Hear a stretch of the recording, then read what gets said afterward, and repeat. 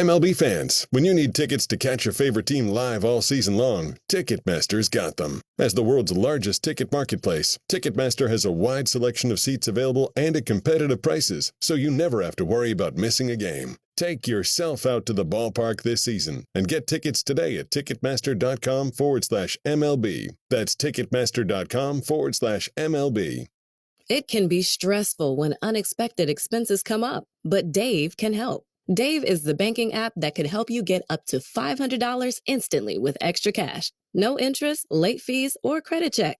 Join the millions of people who have downloaded Dave and get up to $500 instantly with extra cash.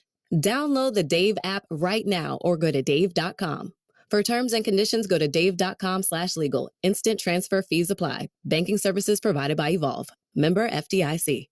With summer in full swing, now's the perfect time to head to the ballpark. Score great deals on great seats from our friends at Vivid Seats, the official ticketing partner of ESPN. Every crack of the bat, every diving catch, every heart-pounding play, experience it live, in person, from the first pitch to the final inning. Vivid Seats has a huge selection of MLB tickets, and they're the only ticket company that rewards your purchases. For the best selection of 2023, shop now. Just visit vividseats.com or download the app today. Vivid Seats. Experience it live. Will they find a home? Sponsored by Geico. Sarah wants a yard. My own little paradise. Brad, however, hates yard work. The only thing I hate more than cutting the grass is paying someone to cut the grass. Compromise is tough, but these two won't have to compromise when they bundle home and car insurance with Geico. It's easy, and they could save even more. In the end, Sarah and Brad found a great home with a yard. A very, very small yard. Time to get it done. And I'm done. Bundling without compromise at geico.com.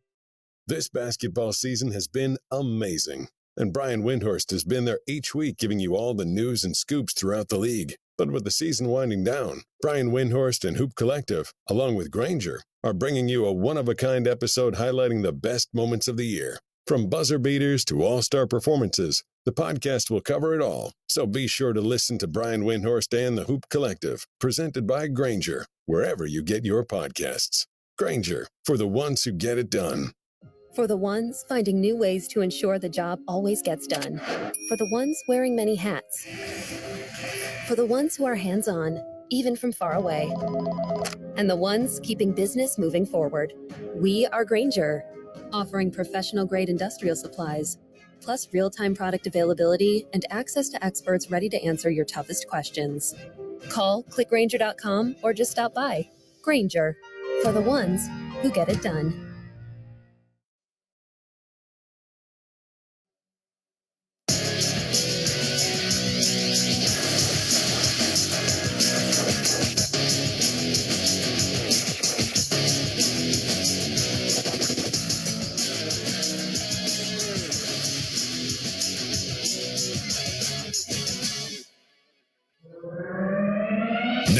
On SportsCenter all night. A new super team forms in the NBA. Three of the most prolific scorers in the game today on one team. The 2023 U.S. Open has concluded. He has really blossomed into an excellent player. He won 4 or 5 weeks ago in Charlotte, and he has a ton of confidence and believes that he can get it done. And he did everything he had to do. A Yankees-Red Sox doubleheader highlighted today's MLB slate. Swing and a line drive curling down the right field line, and that one will touch down and then hop over the wall. As a fan touched it, it'll be an automatic double, and two will come in to score. And we recap today in the College World Series. This is line in right center field. The base hit for Eli Nunez to add to the lead. This is SportsCenter all night. Thank you for the edible fruits, I should say. Yeah. Okay. Let's clarify that one a little bit. Yeah. Here's Jay Reynolds. Segue right into feeling a mile high once again. SportsCenter all night. ESPN Radio, ESPN app, Sirius XM channel 80. Thursday night, the NBA draft coming up. You'll hear it here on ESPN Radio. But teams aren't waiting until Thursday to make the moves they feel will help next season. Adrian Wojnarowski reports that three-time All-Star Bradley Beal will be traded to the Phoenix Suns. There was much less of an appetite around the league to take on a contract of a player who's going to be making $50, $53, $57 million in the last 3 years of his deal. That combined led them to Phoenix. The deal is a game changer. It's like when Kevin Garnett went to Boston, it was a wrap the minute that trade happened. It feels very similar to that. Three-time All-Star guard Bradley Beal on the move. Wizards, yes, finalizing a deal that will land Beal in Phoenix for a package that's expected to include Chris Paul, Landry Shamet, and several second-round picks and a swap of picks as well. Some in Washington may be shaking their heads. ESPN front office insider Bobby Marks says, just make sure the entire picture is in focus. That's probably the most they could get for Bradley Beal. I mean, it's a new front office. So there's no ties to Bradley Beal. He's got $200 million left. He's got a no trade, which makes it extremely, extremely difficult here. So I just thought that I think people were fooling themselves if they thought there was going to be a Donovan Mitchell, Rudy Gobert type haul. And I said it during the week. I thought if you can get expiring contracts and draft picks in a deal, then that's something that you're probably going to have to do. But yeah, I mean, hey, the likelihood is it could be up to 6 second-round picks and pick swaps in a couple of years here, and you get all that money off your deal. And obviously, the message in Washington is that they're willing to go in a full reset. And moving off that deal money is the way to do it. There are a number of factors that played into just how this deal looked in the end. ESPN insider Adrian Wojnarowski. Two things limited Washington's leverage in doing a trade. One is the no trade clause that Brad Beal has. He's the only player in the league who negotiated it. He has final say over not only where he goes, but what they could get back for him. And two, the amount of money left on his deal, over $200 million over 4 years. With the new collective bargaining agreement in place, what's called the second apron, which is going to perhaps act like a hard cap for teams. There was much less of an appetite around the league to take on a contract of a player who's going to be making $50, $53, $57 million in the last 3 years of his deal. That combined, led them to Phoenix. If you had traded Beal prior to this new CBA, you would have had probably you would have had a number of teams more willing to just take on that money. Teams like Golden State and the Clippers and the Nets, teams who did not care about how far they ran their luxury tax numbers up to. They were just going to pay it. It's different now. And it's going to be really hard to exist as an NBA team in that upper stratosphere. And if Brad Beal's not your best player and you're paying your second best player perhaps, or your third best player that much, again, it just became more complicated. So the world did change with the new CBA, and the no trade clause impacted it somewhat. But I think for Washington, I think Michael Winger made the best deal he could make. The deal could take a few days to be finalized because that will allow the Wizards to explore offers to widen the deal, make it a 3-team scenario so that Chris Paul could land with a contender. Without a trade partner, there's a possibility that the Wizards and Paul could talk about a contract buyout that would allow him to become a free agent.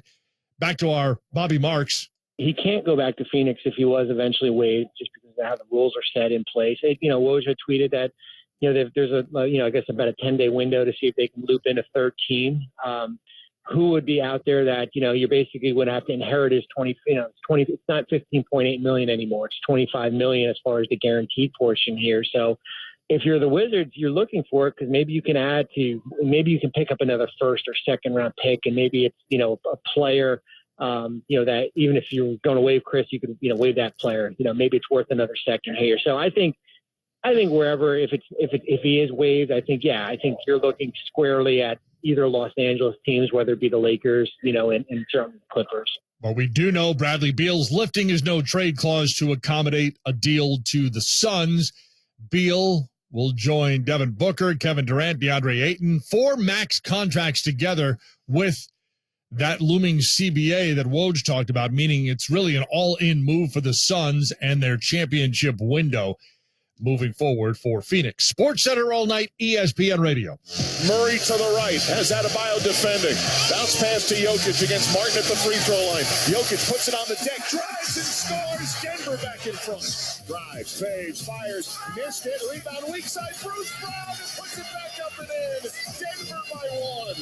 No team in NBA history's waited longer. After 47 years, the Denver Nuggets are finally NBA champions. It's been a pretty decent run for the city of Denver of late. Last year, the city celebrating with the Avs after their Stanley Cup win. Last week, the Nuggets, it was their turn to be celebrated after their first NBA championship.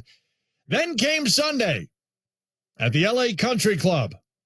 It would be a crowded leaderboard, but in the end, it would be a native of, you guessed it, Denver. Wyndham Clark's mother, before she passed, had a mantra of play big. This week, Wyndham Clark has played bigger than the biggest names of the game. Even par 70 in the final round, good enough to post 10 under par and win the 123rd United States Open. Lost his mother to cancer a decade ago, picks up his first major title on Father's Day Sunday. A year ago, Wyndham Clark was ranked number 293 in the world. He'd never finished better than a tie for 75th in a major championship. But Sunday, he holds off Rory McIlroy, world number one Scottie Scheffler, and Ricky Fowler in the final round to win the 123rd U.S. Open. And it comes 5 weeks after his win at the Wells Fargo, which was his first ever PGA Tour win. This is now my second win on the PGA Tour, and first one was surreal, and this one's surreal. So, it hasn't quite hit me yet. Walking up 18 was pretty emotional, and then finishing. But yeah, it's been a whirlwind of the last 5-6 weeks. It's been I'm just so blessed and humbled to be here. Talk about your play today and just kind of your mindset throughout what was a stressful round. I started off great, and I felt really good and confident about my game.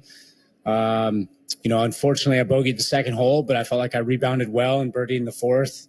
I got a little unlucky on hole 8, but I just felt like I bounced back and kept my emotions about me. And, I hit some great shots coming down at the end. And although I made a couple bogeys and it seemed like maybe the rails were coming off, I was inside pretty calm. So I'm really pleased with myself with how I performed. And in the end, he pars the 18th to finish a stroke ahead of Rory McIlroy. Wyndham Clark finishes at 10 under for the week. Fourth player in the last century to win the U.S. Open after previously never making the cut. His previous best major finish tied for 75th. That was at the PGA Championship in 2021. ESPN analyst and two-time U.S. Open winner, Andy North. I think the biggest thing is that 2023 is a totally different year than those other years. He has really blossomed into an excellent player. He won 4 or 5 weeks ago in Charlotte, and he has a ton of confidence and believes that he can get it done. And he did everything he had to do. To win major championships is not easy. We saw that how everybody struggles, no matter how you're playing coming down the stretch. He did some great stuff around the greens. He hit a great second shot into the par 5 14th that really set up what looked like all he needed at that point, and he made some really nice saves when he needed them. All in all, it was a great performance, and couldn't be happy for the guy. As much as we will remember Wyndham Clark winning his first major here in 2023, we're also going to remember Rory McIlroy not being able to get it done. Hasn't won a major since 2014. He finishes down the top 10 for the 5th straight year. For him specifically in this tournament, or maybe even today, Andy, what went wrong? Well, I think today nothing really went wrong for him. The golf course firmed up. It was very difficult to get the ball close to the hole. You saw literally no approach shots within 10 or 12 feet on any of those longer holes. Good shots were 20, 25 feet from the hole. And he can't make those putts. I mean, he made one birdie on the very first hole where he two-putted and made one bogey on the par 5/14 where he came up a yard or two short with a pitching wedge from the middle of the fairway. It was just one of those days he could not get it close enough to the hole, which happens so often in last rounds of Opens when the greens get really firm. But all in all, he played beautifully. He's number one in greens hit in regulation for the week. It's just hard to make those 30 and 40 footers for birdie. And Rory McIlroy finishes at 9 under for the week, one shot back, 19th major top 10 finish since his last win, which was the 2014 PGA Championship. Hasn't won a major since 2014. Golf course was playing, was playing really tricky, and obviously the scores in the final few groups reflected that. There's a couple of things that I probably would have done differently, but all in all, I played a solid round of golf. That one wedge shot on 14, missed birdie putt on 8. Really, apart from that, I did everything else, the way I wanted to. But yeah, fine margins at this level and at this tournament especially. But I fought to the very end. I obviously never give up, and I'm getting closer. The more I keep putting myself in these positions, sooner or later it's going to happen for me, and just got to regroup and get focused for Hoylake in a few weeks' time. You talked earlier this week about watching past rounds. If you were to watch this round or this tournament back in a year or two, what do you think you'll see and take away from the experience this week? The last real 2 chances I've had in majors, I feel like have been pretty similar performances, like St. Andrews last year, and then here, not doing a lot wrong, but I didn't make a birdie since the first hole today. So, just trying to be a little more, I guess, efficient with my opportunities and my looks. But again, overall, I felt, when you're in contention going into the final round of the U.S. Open, I played the way I wanted to play. There was just a couple of shots, 2 or 3 shots over the course of the round that I'd like to have back. Rory McIlroy, only birdie came on that first hole. Second player in the last 20 years with a major top 5 finish after just 1 birdie in the final round, with that birdie coming on the opening hole. Third career major runner-up as Rory McIlroy finishes 1 shot back at 9 under for the week. Sports Center all night, ESPN Radio, Major League Baseball on Sunday, and the run continues for Atlanta. Marcel leads from first. The pitch swung on, hit high and deep to right center field. Back goes Doyle. He's at the wall, and he's done it again. A 2-run shot. He's got 6 RBIs. 12-5 Atlanta. Eddie Rosario career-long 4-game home run streak, and the Braves top the Rockies 14-6 for their 6th straight win. 3rd streak of at least 6 wins this season. They're outscoring their opponents 56-24 over the course of that streak. Braves have been pretty good this month. They're a Major League best 13-3 in the month of June. Mets continue to struggle. They were facing the Cardinals on Sunday. Game tied at 7 in the 9th inning. The pitch on the way. A swing and a drive. Left field. It's a gunner. A home run for Nolan Arenado off Adam Ottavino. And the Cardinals go up 8-7 with 1 out in the 9th. A 2-home run day for Arenado.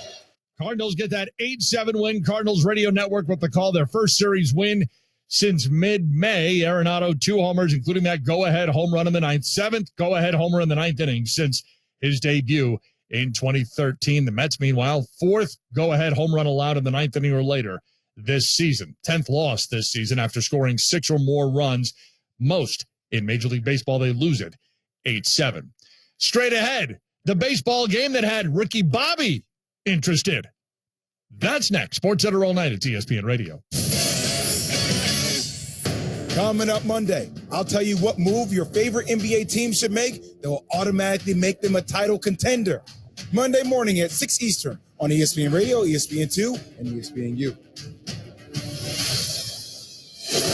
This is Sports Center all night on ESPN Radio. I'm Andrea, founder of a boutique handbag brand, Andy, and this is why I switched to Shopify. I tried 3 other platforms prior to Shopify, and I remember my breaking point was when I would try to make one little change and my entire site would go down. Shopify made it really easy for me to shift everything over and hit the ground running. I was easily able to migrate my products and all of my customer information over. With the drag and drop theme editor, we don't need to hire a developer to do any coding. What's amazing is that each theme is automatically optimized on mobile. It's incredible. It looks even better on the phone. We really like adventure. We would not be able to go on the road without a platform that we can rely on. What are you waiting for? Start your free trial with Shopify today. From templates that make site design simple to customizations that let you grow at your pace, this is your possibility powered by Shopify. Get a $1 per month trial period at shopify.com/play. That's shopify.com/play. Go to shopify.com/play to take your business to the next level today. Did you know YouTube TV is more than cable for less than cable? That's right. YouTube TV has no long-term contracts or hidden fees, and it even lets you catch up to the live game with key plays. With the lineup of over 100 channels, you can watch live TV like cable. Signing up is simple. Get started in minutes. So what are you waiting for? Try it free today at youtube.com/NBA23. New users only. Terms apply. Cancel anytime.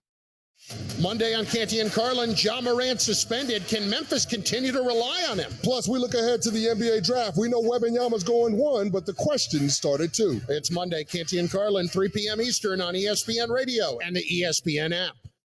With the 7th pick, the Denver Nuggets select Jamal Murray. With the 41st pick, the Denver Nuggets select Nikola Jokic. So, who's next? The number 1 pick in the 2023 NBA draft goes to the San Antonio Spurs. The 2023 NBA Draft, Thursday at 7 Eastern on ESPN Radio and on ESPN. You can also listen on the ESPN app and on SiriusXM Channel 80. The Baseball Tonight podcast. But I also see, off in the distance on the horizon, this monumental battle for American League MVP. The Baseball Tonight podcast is on the ESPN app or wherever you listen to podcasts. Keyshawn Johnson, Jay Williams, and Max Kellerman. The Joker. I know you basketball players and you love his style, but he's a potato. And the potato might be the worst thing without something on it. Bland. God forbid I'm great at the fundamentals of the game. Guys like Key will call me a potato, but I'll be a damn NBA champion potato. I'll be the best potato there is. Key, Jay, and Max. Mornings on ESPN Radio and on the ESPN app. Jason Fitz and Harry Douglas are Fitz and Harry. The more we looked at Jalen Hurts throughout the course of last year in the regular season, the more everybody put their eyes squarely on Jalen Hurts, the more badass he seemed, the more Philly he got. Through and through, the more swaggy he got, the more the pressure rose. So it's funny, pressure here has created a swagger and a legend, and I only think that getting paid will add to that. It won't take away from it at all. Fitz and Harry, weekdays at noon Eastern on ESPN Radio and on the ESPN app. On June 30th, a hero arrives only in theaters. Indiana Jones, a final triumph. This summer, a legend will face his destiny. I've seen things I can't explain, but I've been looking for this all my life. His final adventure. Give him hell, Indiana Jones! Will be his greatest. This is it. Indiana Jones and the Dial of Destiny. Rated PG-13. May be inappropriate for children under 13. Only in theaters June 30th. Tickets on sale now.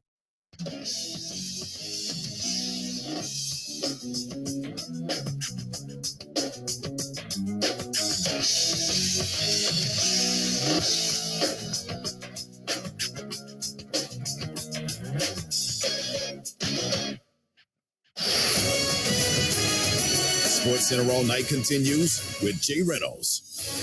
Sports Center All Night presented by Progressive Insurance. The year was 2006. George W. Bush was in the White House. 30 Rock was a brand new TV show, and Talladega Nights was in theaters. Chip, I'm going to come at you like a spider monkey. 2006 was also the last time we had this. The 1-2. Swing and a miss. Struck him out.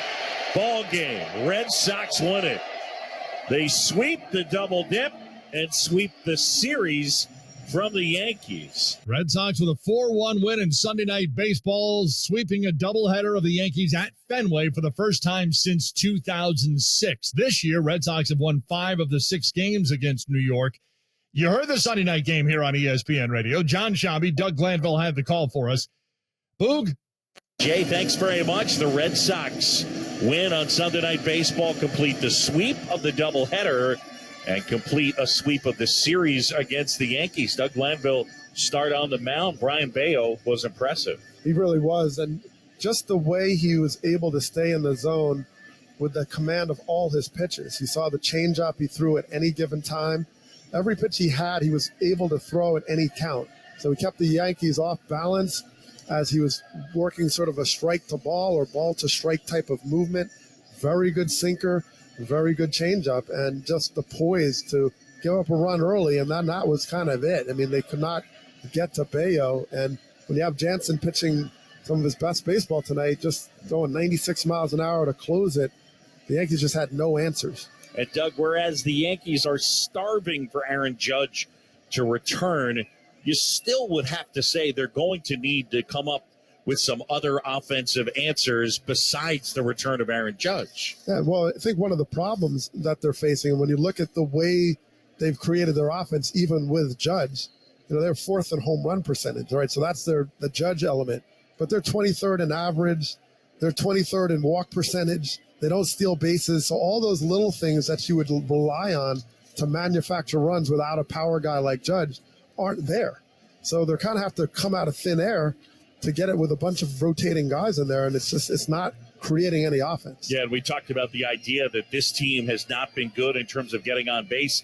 I think 13th in the American League out of 15 teams coming in, and that is not something that Aaron Judge is capable of fixing all by himself. So right now, Aaron Boone and company looking for answers. The Red Sox happy with the way they're playing as they sweep the doubleheader in the series, win it here tonight. Boston 4 and New York 1. For Doug Glanville, I'm John Shambi right here on your home for the Saturday game of the week, Sunday Night Baseball, and every game of the postseason, Major League Baseball on ESPN Radio and the ESPN app. Now let's send it to Jay Reynolds in the studio. All right, Boog, Red Sox with a 4-1 win in Game 2 after taking Game 1 6-2 as they sweep the doubleheader at Fenway. Sports Center all night, ESPN Radio. If you were able to check out ESPN or ESPN.com on Father's Day, you may have seen the feature on the chicken runs at midnight. Absolutely worth your while to seek it out if you haven't caught it. Suffice it to say, it has to do with the Marlins. It's not about the Marlins, but the Marlins on Sunday. Now the 0-1 offering is dunked in the air center field. That's going to get down in front of Robles, and now the baseball gets away. Solaire's only going to make it to first. He was jogging to first base. Amaya scores on the RBI single from third. It's Miami 4 and Washington 2 here in the fourth. 940 WINZ, 4-2 the final. Marlins get the win. They move to 10 games over 500. First time that's happened since May of 2011. Marlins have won 6 straight against Washington. Angels, better recent show of power continues. Shohei swings at this one, blasts the ball deep out into right center field. It is out of here. Ohtani connects a 2-run homer right there. And the Angels have the lead. It's 3-2. And on this Father's Day, it is showtime. And here's Trout swinging and hitting a ball high and deep out into left center. And it's Trout here. Back-to-back homers on back-to-back pitches. And the Angels have a 4-2 lead. Angels Radio AM 830, 5-2 would be the final. Angels are 11-3 since June 4th, best record in the American League over that span. Shohei Ohtani, Major League leading 24th home run. Mike Trout with his 15th of the season. Giants with a power rush on Sunday. 2-2. Wade pulls one off the end of the mid of Freeman into right field. That's a base hit for Lamont.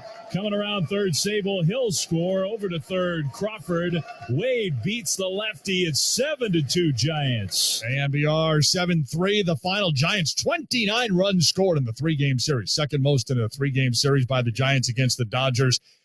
Trailed just to 31. They scored in 1936. What kind of power will we see in Omaha Monday? That's next. Sports Center all night at ESPN Radio. Grady.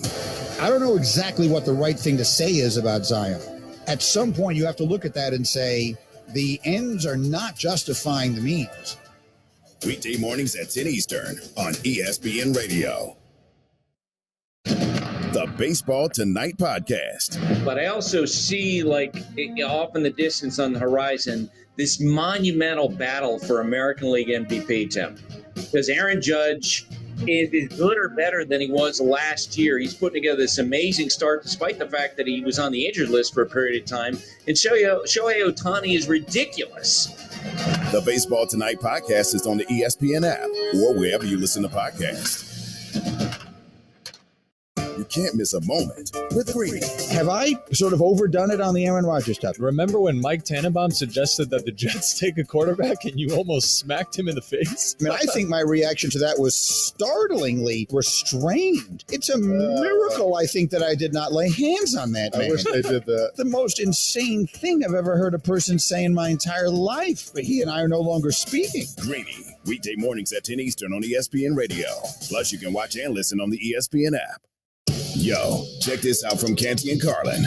Zion Williamson is a great, great talent. We haven't seen nearly enough of it over the last few years. And you do have to begin to ask the question about whether or not he's ever fully going to realize, it's not even potential, realize the actual court time to show what his capabilities are on a consistent level.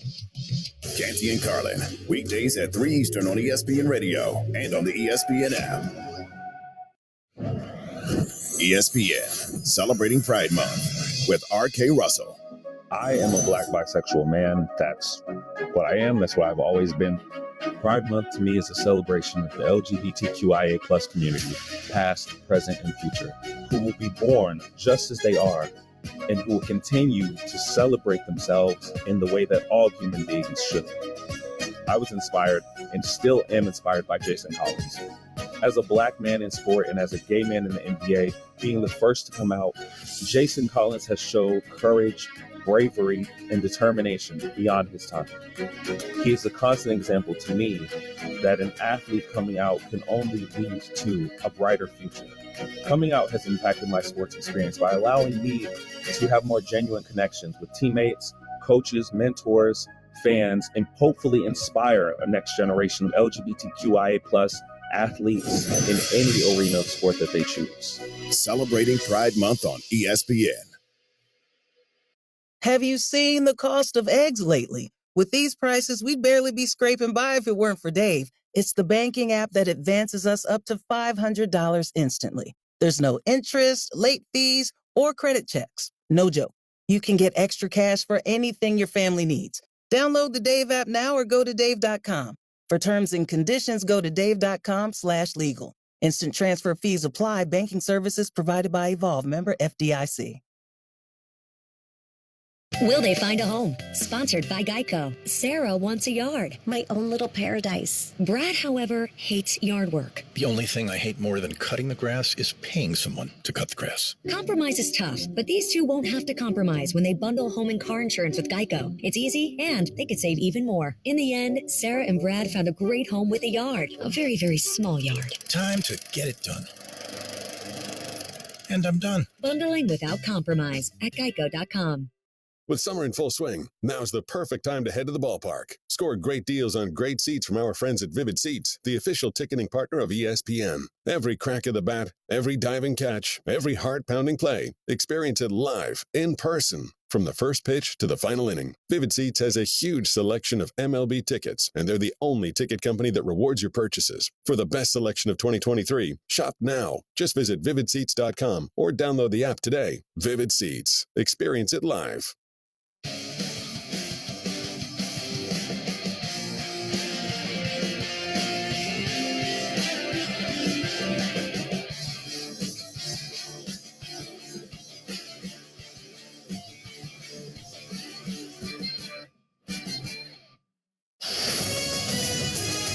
Sports Center All Night continues with Jay Reynolds. Sports Center All Night presented by Progressive Insurance. For a job you'll love, visit progressive.com/careers. Half-hour headlines on Sports Center All Night. Wyndham Clark captures the U.S. Open in L.A., his first major championship. Red Sox sweep 2 from the Yankees at Fenway, including the Sunday night baseball matchup. And ahead of this week's draft, the Phoenix Suns making another major move. Adrian Wojnarowski reports that three-time All-Star Bradley Beal will be traded to the Phoenix Suns. That's probably the most they could get for Bradley Beal. Obviously, the message in Washington is that they're willing to go in a full reset, and moving off that Beal money is the way to do it. 5 straight years without a winning record, 4 of those no trips to the playoffs with a pretty high payroll and some veteran players. That just didn't work anymore for Ted Leosis. After 11 years with the Wizards, who had drafted him number 3 overall in 2012, Bradley Beal is headed west. Beal agreeing with the Wizards front office that there's really no viable quick fix. So he's headed to Phoenix as the Suns are pulling off another major move after bringing in Kevin Durant earlier this year. In terms of moving forward, what are the next steps for Washington? ESPN insider Adrian Wojnarowski. Yeah, they've got some other decisions here with Kristaps Porzingis, Kyle Kuzma. Those players have decisions on player options. And now Washington, I think, starts to head down a path of trying to reboot a franchise that's kind of been chasing the middle, I think, for a number of years. 5 straight years without a winning record, 4 of those no trips to the playoffs with a pretty high payroll and some veteran players. That just didn't work anymore for Ted Leosis. And on the other side of it, the next step for the Suns? It'll be interesting. I mean, Chris Paul obviously will be gone as part of this deal. DeAndre Ayton right now is still on the roster. But, yeah, there's no question this is a Phoenix team, that'll look to re-sign Torrey Craig, Jock Landale, their backup center. But, they're going to have to be out in recruiting mode in free agency again with the veteran minimum deals, which is around $3 million a year, and see if there are players who, certainly like the idea of competing for a championship in Phoenix, certainly a warm weather destination. It's always been a popular place for players to play in, and a chance certainly to play with that group. You would think, that might be appealing to some, but in the end, are you going to get players to take less money to do that? That'll be the challenge, and building out the rosters and a bench, it's going to take a lot of work. Well, in the desert, though, the Suns are forming a marquee trio: Bradley Beal, Devin Booker, Kevin Durant. ESPN analyst Kendrick Perkins. Bradley Beal, KD, and D Book, 3 of the most prolific scorers in the game today on one team. Hey, listen, James Jones is out here selling used cars for Rolls Royces because that's exactly what just happened. The fact that he was able to keep DeAndre Ayton was huge. Look, the Phoenix Suns with this big 3 should be the favorite of coming out of the West and winning next year's title. Now, I don't know what's going to happen throughout the course of the offseason, and I know we just getting started, but at the end of the day, currently constructed, this is the best team in basketball. When you have this much offensive firepower, it's going to be hard to beat this team in a 7-game series come postseason time. The great thing about it is that they get to jail from training camp. DeAndre Ayton finally have a new coach in Coach Vogel, so we don't have to worry about the tension that him and Monty Williams had. It's about to be fireworks this next upcoming season. ESPN analyst Kendrick Perkins. Woj touched on the money aspect of it. Beal landing in Phoenix with the $207 million left on his contract.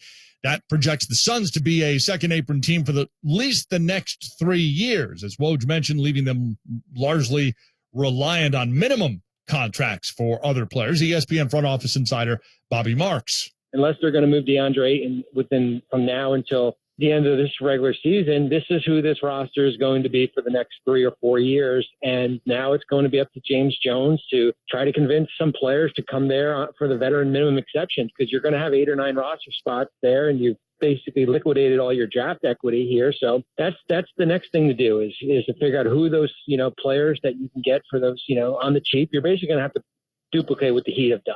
I don't know if Phoenix can do it.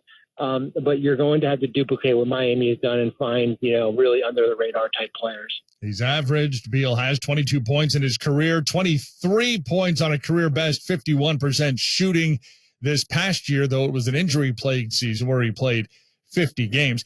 The other big NBA headline we've had, Friday's news that John Morant's been hit with that 25-game suspension to start next season following his most recent incident on social media with a firearm.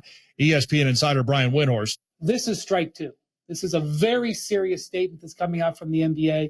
this is the second time Adam Silver has had to deal with this. And so what the NBA is trying to do here is avoid strike three. And strike three could be various things when it comes to what happens with the league, but also I think what the league is most concerned about is with him personally to be safe.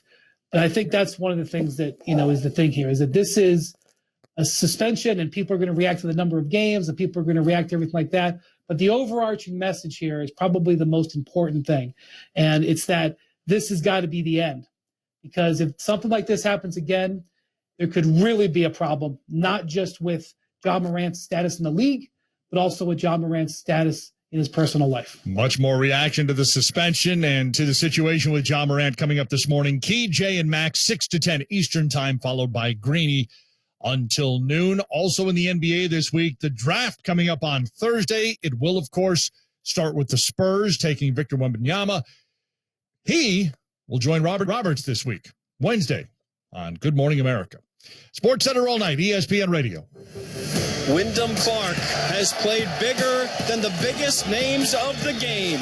Even par 70 in the final round, good enough to post 10 under par and win the 123rd United States Open. This is now my second win on the PGA Tour, and first one was surreal, and this one's surreal. So, it hasn't quite hit me yet. Walking up 18 was pretty emotional, and then finishing. But, yeah, it's been a whirlwind of the last 5-6 weeks. Wyndham Clark takes the 123rd U.S. Open in Los Angeles, fourth player in the last 100 years to win the Open after previously never making the cut. He spoke after the win with our Michael Eaves on SportsCenter. It surpasses all of them, because when I was dreaming of it, usually it was just me on a putting green by myself. I made the putt maybe, but there's no one around. So having my friends and family, and then obviously in front of thousands of people, and then the cameras and everything there, it was as good as I could have ever imagined. Hey, you won in high school, you won in college, and now you've obviously won as a pro coming in with your win at Quail Hollow a couple weeks ago. You understand the magnitude of trying to win a tournament coming down the stretch. When did you feel that magnitude the most there in that final round? Obviously starting the round, there's a bunch of first tee jitters and you're nervous, but once I got into the round, I felt really comfortable. And then when I birdied 14 and I knew I had a 3-shot lead, that's when it kind of sunk in. It's like, all right, I got obviously a really good chance of winning this. And unfortunately, I lost my focus for a couple holes and made a couple loose bogeys. But when I got up and down on 17 and then hit the fairway in 18, I knew I was going to be a champion. Considering who was atop that leaderboard, you had guys that won majors before coming in with Scotty Scheffler, Rory right behind you. Ricky's been so close so many times. And those names, obviously, from a fan standpoint, Wyndham, probably overshadowed your name, even though you were atop of that leaderboard. Going out there amongst those stars, how did your game prevail? I have a bunch of confidence in myself and belief that I'm just as good as those players, if not better. And, obviously there was a bunch of fans pulling for those three guys, but it just kind of fueled a fire in me that I could do it. And, I've always thought of myself as a great player. So to finally win something like this is just a testament to all the hard work and belief I've had in myself. And I'm just so grateful and blessed to be, a United States champion. One of the cool things about the U.S. Open is it always ends on Father's Day. And I know you had your family there with you to celebrate this achievement. But I'm also pretty certain that your mother, who died when you were in college, was also on your mind today. Even in her absence, Wyndham, how has she helped you in your career? Both my parents, my dad and my mom, have been huge supporters of me throughout my whole life. And obviously the passing of my mom was a pivotal point in my career. Today I felt like she was walking with me and I felt her presence, especially walking up 18 and I definitely said some prayers and, now being the champion, I just wish I could celebrate with her. I'm just, I'm so grateful to be in this position, and I miss her so much, but I know she's proud of me. Yeah, every reason to be proud before, and clearly now that you are a major champion. This has been a big week for Denver, though. The Nuggets win the championship. They had the parade, and now you win the U.S. Open. Tell me where this ranks for you in terms of great Denver sports moments.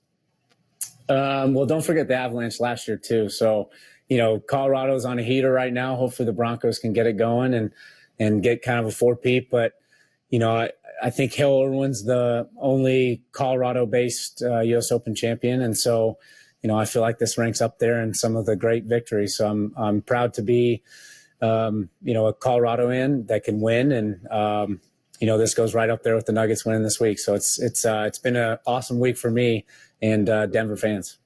Colorado in the spotlight again. Wyndham Clark, second fewest major starts to win a U.S. Open. Took him 7 starts. Quite the contrast to the number of years it took the Denver Nuggets to get their NBA championship just last week. Sports Center all night, ESPN Radio. College baseball in Omaha. And what a matchup we wound up having on Sunday. 0-1. Pulls in the air to left center with Robertson on the move. It's over. Florida hangs on in the ninth. Now it's on on ESPN2. Florida, the number 2 team in the tournament, a 5-4 win over Oral Roberts. 4th time the Gators have won their first 2 games at the Men's College World Series. They've reached the championship game each of the previous 3 times. 2nd straight World Series game with 3 home runs, and they hang on for the win after a little lineup snafu. Too many defensive conferences forced them to make a pitching change they weren't planning to make. But they hang on and get the win anyway. Our SEC analysts, Todd Walker and David DeLucci. I think what impressed me the most is the ability of the Florida players to go out there in key situations and perform, even if their coach can't take mound visits or their catcher can't go back on the mound as well. They went out there and they did their job. It shows you how well they're coached. I think it was Hurston Waldrop with 12 strikeouts. I mean, that's impressive to get on this mound here in Omaha and do what he did over his last 3 starts like we talked about. Hurston Waldrop's been incredible. Florida hit 3 home runs. That's 6 in 2 games. The record here is 8, so they're about to blast that one. They're now 2nd in the country, tied with LSU with 135 home runs. And again, that's no production from the top of this lineup. I was going to say, that was something that Sully said going into this week. You got to have production from guys that maybe you haven't as much throughout the regular season. Heyman, Ty Evans. I mean, Luch, that's huge for them right now. Yeah, it's huge from top to bottom, right? I mean, 3 home runs tonight, but it wasn't the guys, as Todd said. So the ability for them to produce in all areas of the lineup from 1 to 9, it makes it scary for opposing pitchers. You cannot pitch around anybody because the 9-hole hitter is just as dangerous as the 4-hole hitter. So Florida gets the win. Oral Roberts will now face TCU in an elimination game on Tuesday. TCU knocking off Virginia 4-3.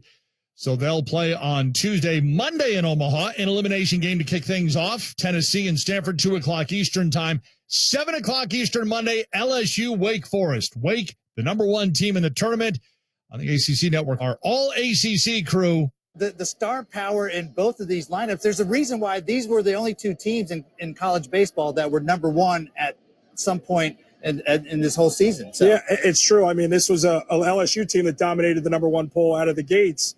Then it was Wake Forest who then took that over, brought that in here to Omaha. So because somebody was saying that they should be number 1. That was you, Danny Graves. That was you saying that. When you look at that, those are 2 teams that own number 1. So is it fair to say these are the best 2 teams here in Omaha that are about to do battle on the diamond? Well, I could say that these are the 2 best teams. In my opinion, they are, but I'm sure. It's the only opinion that matters right now.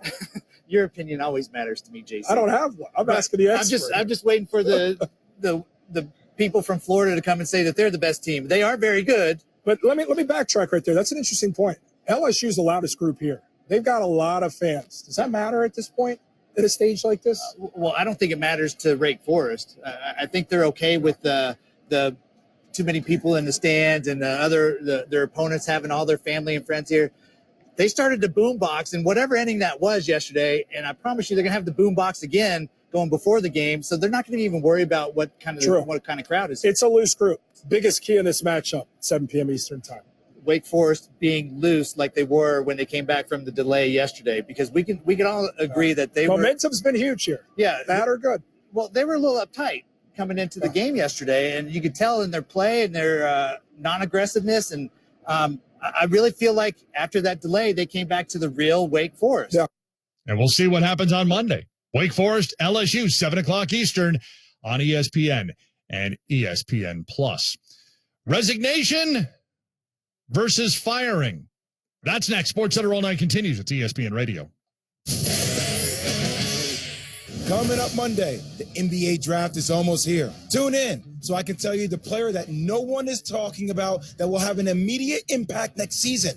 Monday morning at 6 a.m. Eastern on ESPN Radio, ESPN2, and ESPNU.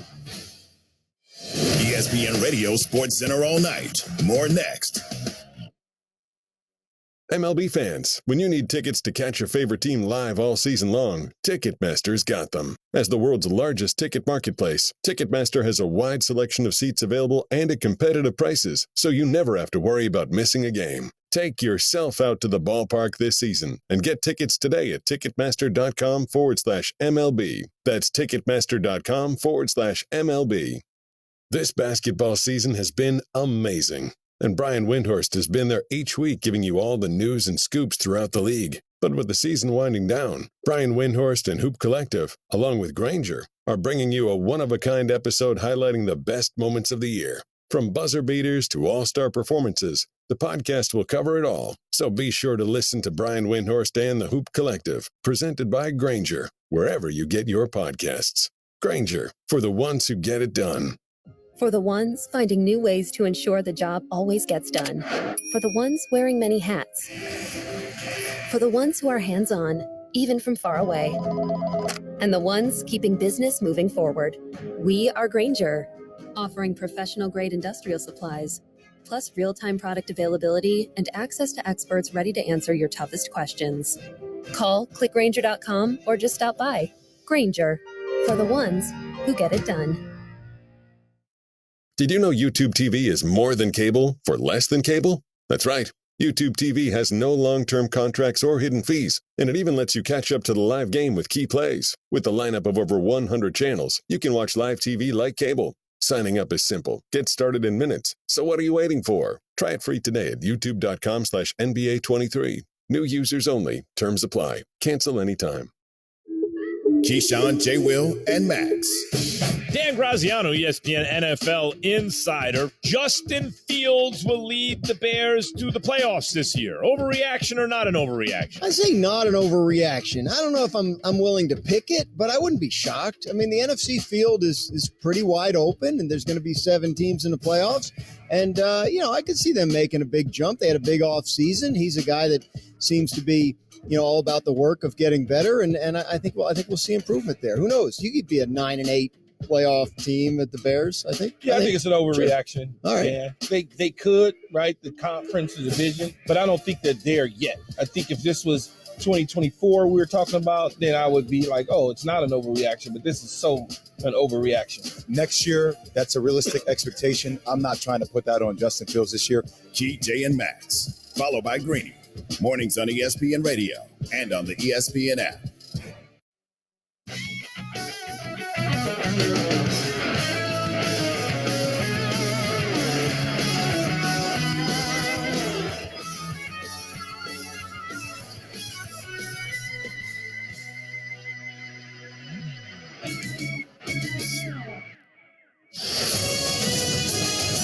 Sports Center All Night continues with Jay Reynolds. We're taking you to Key, Jay, and Max, 6 o'clock Eastern time here on ESPN Radio. There's a job opening at West Virginia with Bob Huggins resigning as the basketball coach. The school announcing his retirement over the weekend. Retirement with an air quote. The already embattled coach now facing a DUI. Earlier on ESPN Radio, our Jeff Thurn. I don't know that not allowing a man who's 69 years old, who meant so much to the university, and obviously had some mistakes as of late, doesn't get the chance to resign instead of get fired. Plus, if you're West Virginia, financially, it benefits your university more. You actually benefit from it by letting him resign. So I think that's the route I would have gone if I was running it. And I also think, too, like, if this was 6, 7, 8 years ago, Bob Huggins is still the head coach at West Virginia. And it has nothing to do, to me, with them just being completely fed up versus also the factor of he hasn't been winning as of late. Because if you go back 6, 7, 8 years ago, they were in 3 Sweet 16s, I think, out of 4 years. They were winning a bunch of games, and Bob Huggins was in his early 60s. And so you're talking about a guy that's almost 70, hasn't been winning in the postseason, has the anti-gay slur accompanied with a DUI. There was no other option here, I think, than a resignation or a firing. So I'm not surprised this is the route that it went. In his statement, Huggins saying that he's always tried to represent the university with honor. Quote, "I have let all of you and myself down." He said, "I am solely responsible for my conduct and sincerely apologize to the university community." West Virginia has not named a replacement, but said the school will be focused on supporting the student athletes in the men's program. Sports Center all night, ESPN Radio. As for the top sounds from Sunday, let's check in with Nick DeLuca. Number 4. All right, Jay, lots of great moments on Top Sound today, and it starts with Mike Trout in L.A. After Shohei Ohtani just homered, Mike Trout follows it up in the top of the 6 on Angels Radio, AM 830. And here's Trout swinging and hitting a ball high and deep out into left center, and it's Trout here. Back-to-back homers on back-to-back pitches, and the Angels have a 4-2 lead. Number 3. Yankees struggling for offense, and they finally thought they got something going in the top of the 3rd, but Jarren Duran had other ideas. An outstanding catch on ESPN Radio. Swings here and hammers one. Out to center. Going back Duran near the wall, and he makes the catch. Oh, boy. Up against the triangle of the Red Sox bullpen near the 420 marker. And he was able to haul it in. I don't know how he did it. Number 2. Slow start for Seattle, but they found a way to break through. Jared Kelnick, a bases-clearing triple on Seattle Sports 710 AM. Now the 1-0 pitch to Kelnick, swinging a line drive into the gap in left center field. Here comes Crawford. He's waving in Ty. Ty running third, he'll score. Here comes Teoscar. He's being waved in, he'll score. Kelnick to third, slides. He's safe at third. No relay to third. Joey Kelnick with a bases-clearing triple into the gap in left center field. Holy smokes, the Mariners lead the White Sox 5-1. Number 1. And finally, the big news of the day, Wyndham Clark, your 2023 U.S. Open winner. The final call on Sirius XM PGA Tour Radio. Wyndham Clark's mother, before she passed, had a mantra of play big. This week, Wyndham Clark has played bigger than the biggest names of the game. Even par 70 in the final round, good enough to post 10 under par and win the 123rd United States Open. 29 years old, 4th straight U.S. Open winner under the age of 30s, tied for the second longest streak in tournament history. It was 6 straight from 1911 to 1916. Wyndham Clark gets the victory on Sunday. ESPN analyst Andy North. It's going to go to Wyndham Clark. I mean, there was a star-studded leaderboard all week long. You had a lot of top players right there. He was the one guy that people thought, well, maybe he isn't going to be able to get it done. But he did. He made all the key shots he needed to make. He made a bunch of great up and ins when he needed to. And just the 2-putt on the 72nd hole, that was not easy from 60 feet to roll it up there a foot from the hole, where the next one was an easy one. So I'm going to take it away that we had a great first-time winner of a major championship. And going forward, I think we're going to see a lot of good stuff out of Wyndham. First-time major winner, second-time winner, period. First win came 5 weeks ago. Sports Center all night, ESPN Radio. Speaking of winning, Reds and Astros went 10, and guess who? Rip into right field. That's a base hit. Friedel will round third. He will score. On to third is Fairchild, and the Reds have now taken an 8-6 lead here in the 10th. 700 WLW. Ellie De La Cruz with the go-ahead RBI as the Reds beat the Astros 9-7. Reds have won 8 straight, longest active win streak in Major League Baseball, their first 8-game win streak since July of 2012. Phillies beat the A's 3-2. Kyle Schwarber does it again, another leadoff home run. He's hit 7 homers this June, 20 this season. Oh, by the way, A's have lost 5 straight following their 7-game win streak. It's Monday, June 19th, Juneteenth. Much more on the Beal deal this morning. Bradley Beal headed to Phoenix. KJ and Max have much more reaction. They're next. I'm Jay Reynolds. It's ESPN Radio. Coming up next, Keyshawn, J. Will, and Max on ESPN Radio and ESPN. I'm Andrea, founder of a boutique handbag brand, Andy, and this is why I switched to Shopify. I tried 3 other platforms prior to Shopify, and I remember my breaking point was when I would try to make one little change and my entire site would go down. Shopify made it really easy for me to shift everything over and hit the ground running. I was easily able to migrate my products and all of my customer information over. With the drag and drop theme editor, we don't need to hire a developer to do any coding. What's amazing is that each theme is automatically optimized on mobile. It's incredible. It looks even better on the phone. We really like adventure. We would not be able to go on the road without a platform that we can rely on. What are you waiting for? Start your free trial with Shopify today. From templates that make site design simple to customizations that let you grow at your pace, this is your possibility powered by Shopify. Get a $1 per month trial period at shopify.com/play. That's shopify.com/play. Go to shopify.com/play to take your business to the next level today. We got a real simple plan. 1 me and 1 mission. Georgia has won the national championship.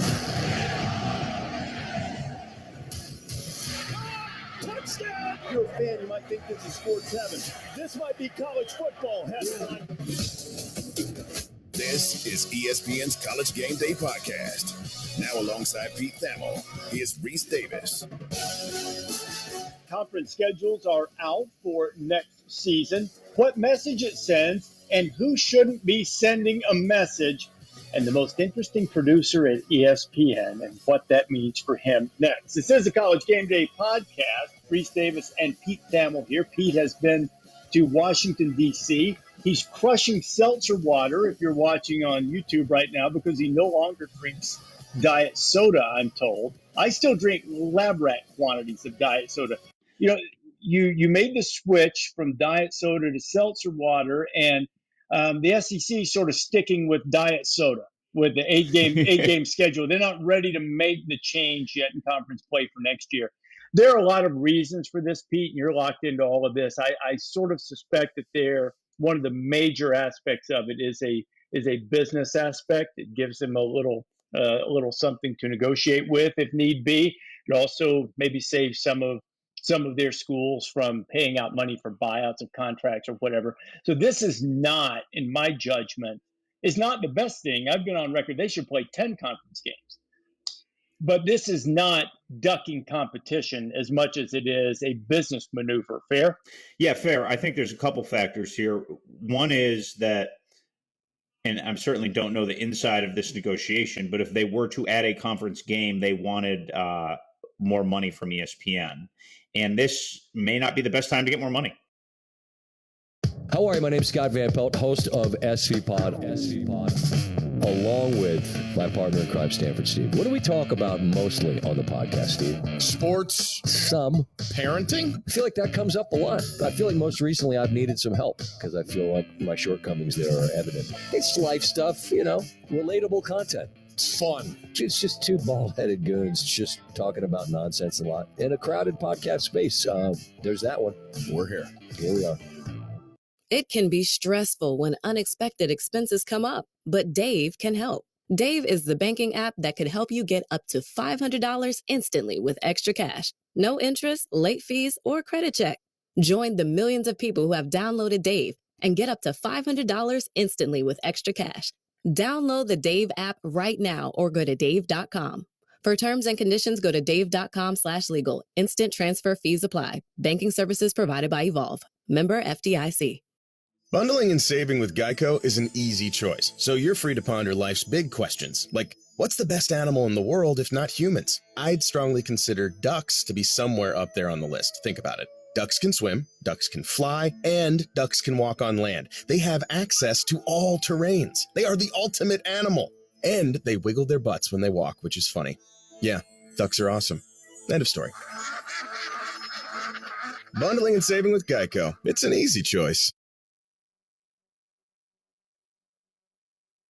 Keyshawn, J. Will, and Max.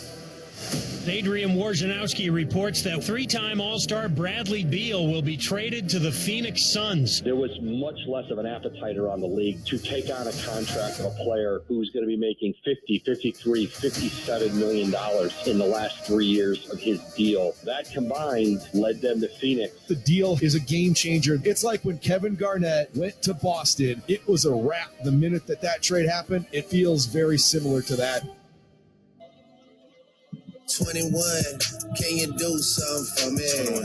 Keyshawn, J. Will, and Max, ESPN Radio, Sirius XM Channel 80.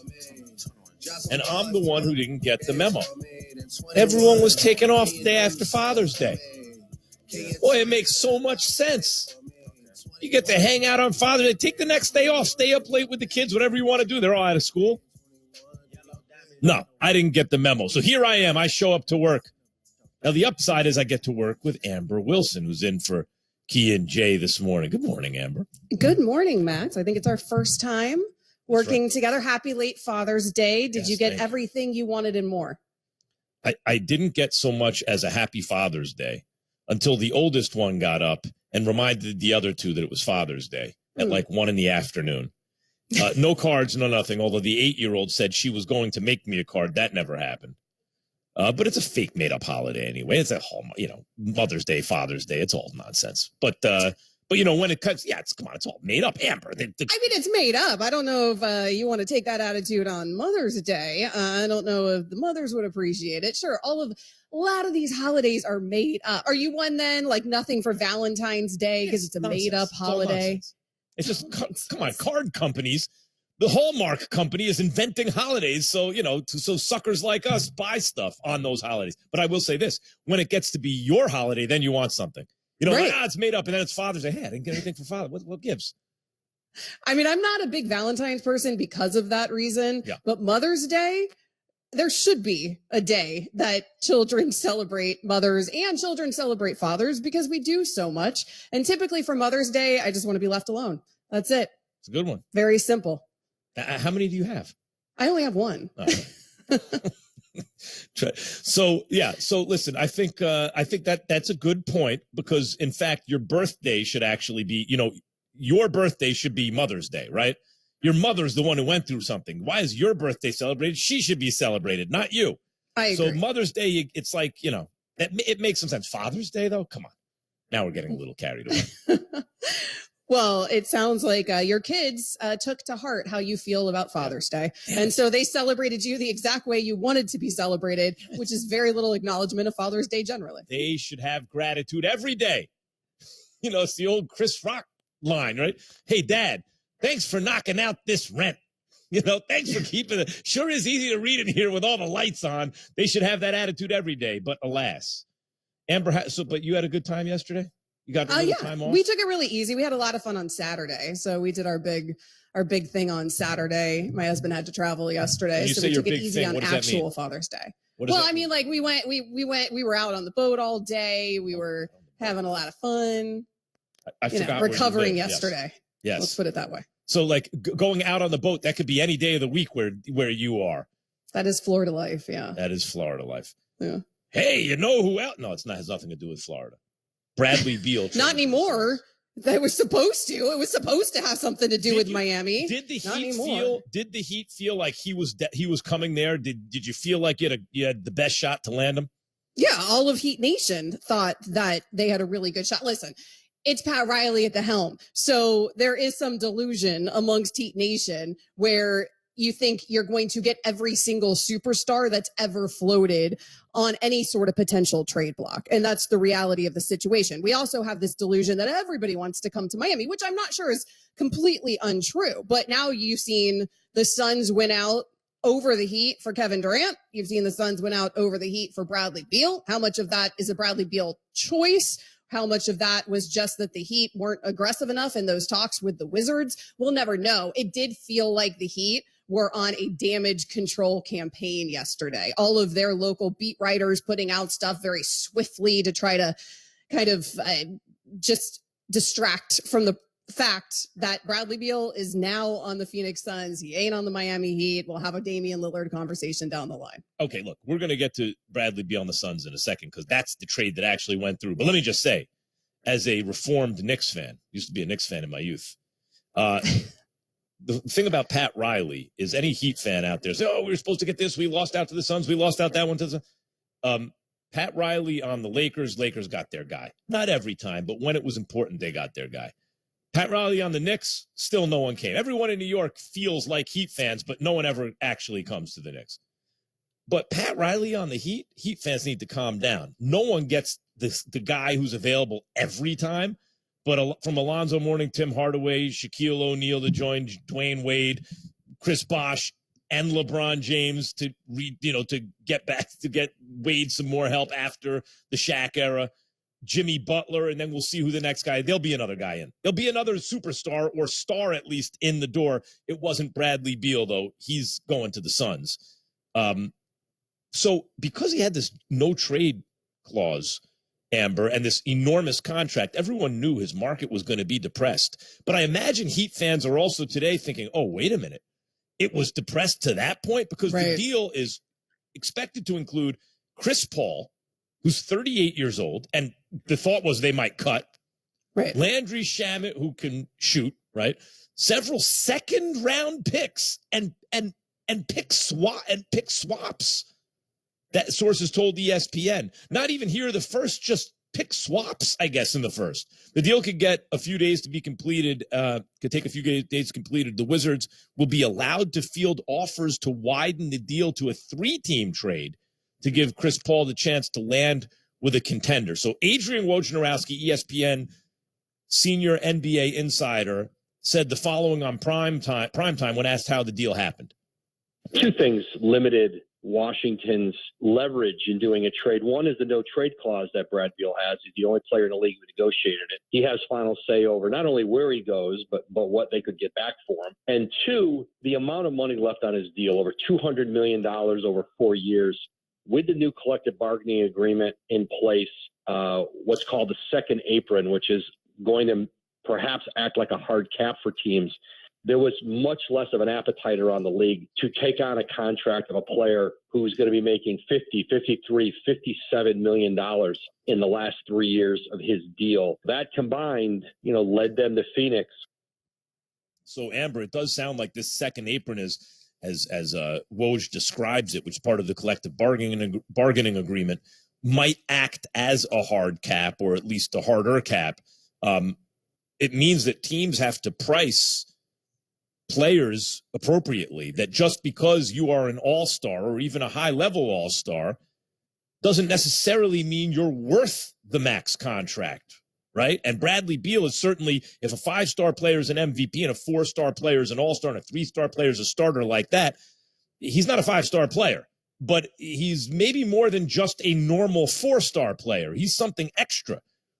I mean, it seems to me that it made sense for the Suns, and you believe it would have made sense for the Heat, but maybe not every team thought it would make sense for them that would have expanded the trade market.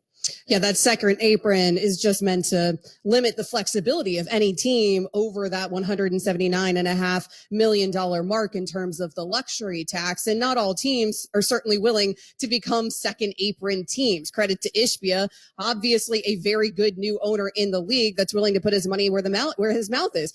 This is a great deal for the Suns because if you have an owner willing to spend the money, that's all they spent in this deal. I mean, the Wizards got back second-round picks. They're not going to hang on to Chris Paul. None of these other pieces of this deal matter at all. And frankly, the second-round picks hardly matter. Here's what the Wizards got. They got $207 million off their book. That's what Bradley Beal had left on his contract. That's it. And that was ugly for a player that had a huge contract who's missed significant time here the last few years. And also a player with a no trade clause, the only player in the NBA with the no trade clause. So he had all of the power in terms of where he was willing to go.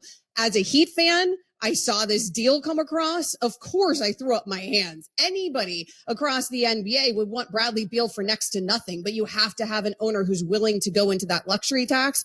And there's few things better in sports than the owner willing to spend monster money. That's what Ishbia clearly is willing to do here. Unless it's an owner who's willing to spend monster money and it's not actually a needle mover. And now your franchise, because we saw Prokhorov do that with the Nets. Right now your franchise is mired in a salary cap problem, and yet you can't get over the top. But if you have a Kevin Durant and a Devin Booker already in place, and then you pull the trigger on a Bradley Beal, it does look like it's eye-catching. It looks like, oh, wait a minute.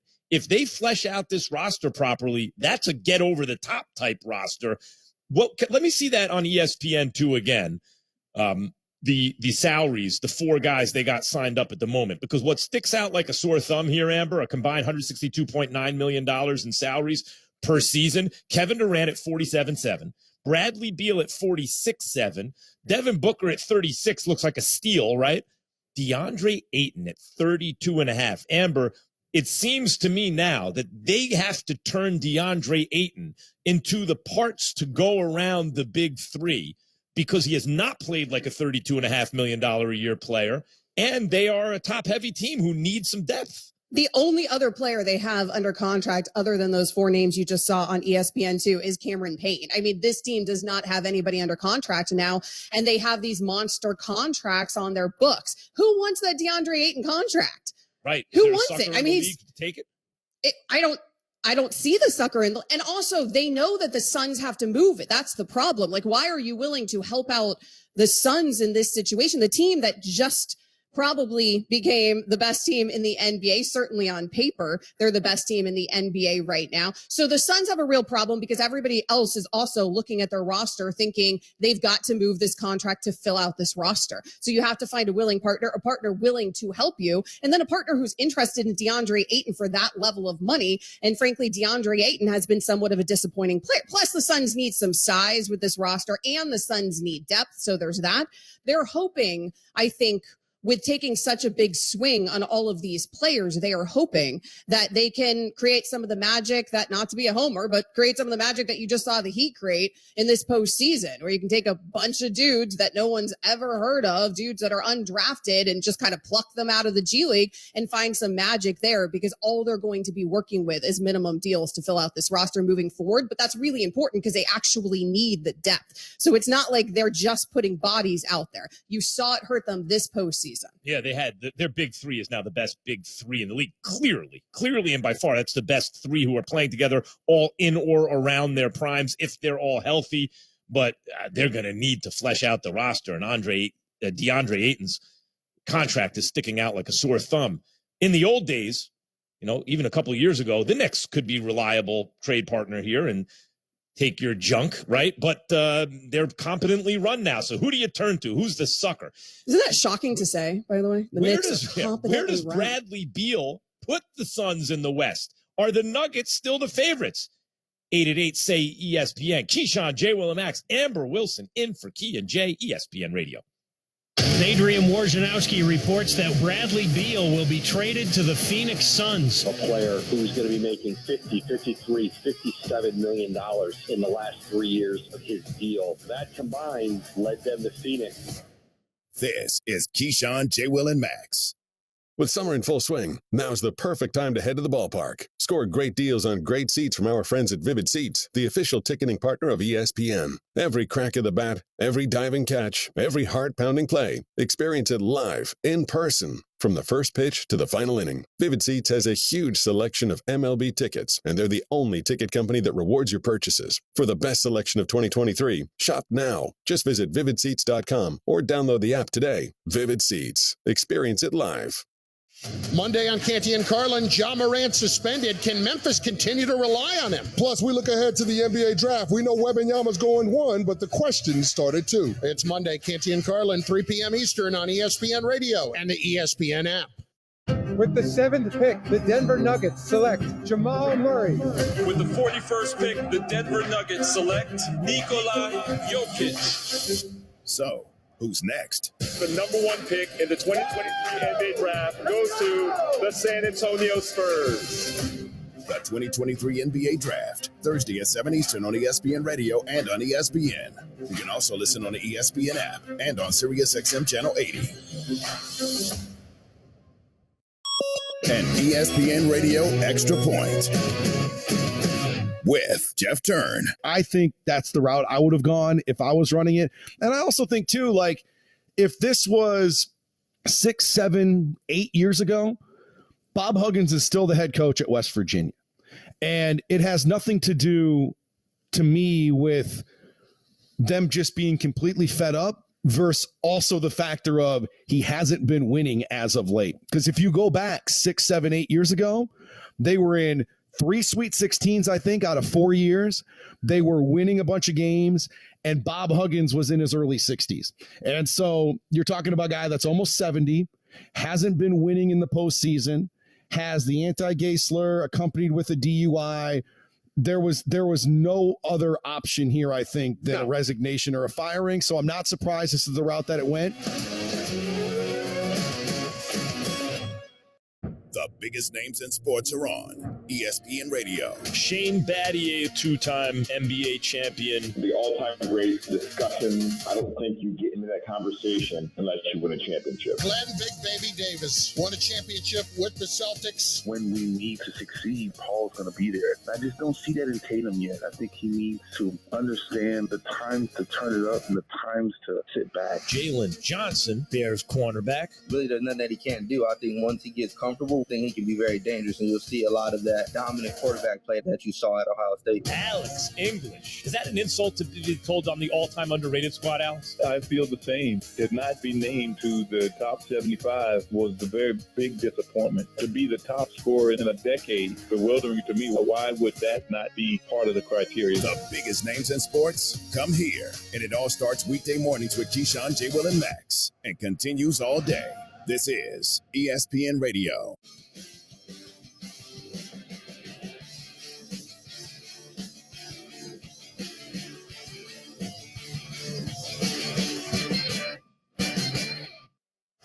Adrian Wojnarowski reports that three-time All-Star Bradley Beal will be traded to the Phoenix Suns. There was much less of an appetite around the league to take on a contract of a player who's going to be making $50, $53, $57 million in the last 3 years of his deal. That combined led them to Phoenix. The deal is a game changer. It's like when Kevin Garnett went to Boston, it was a wrap the minute that trade happened. It feels very similar to that.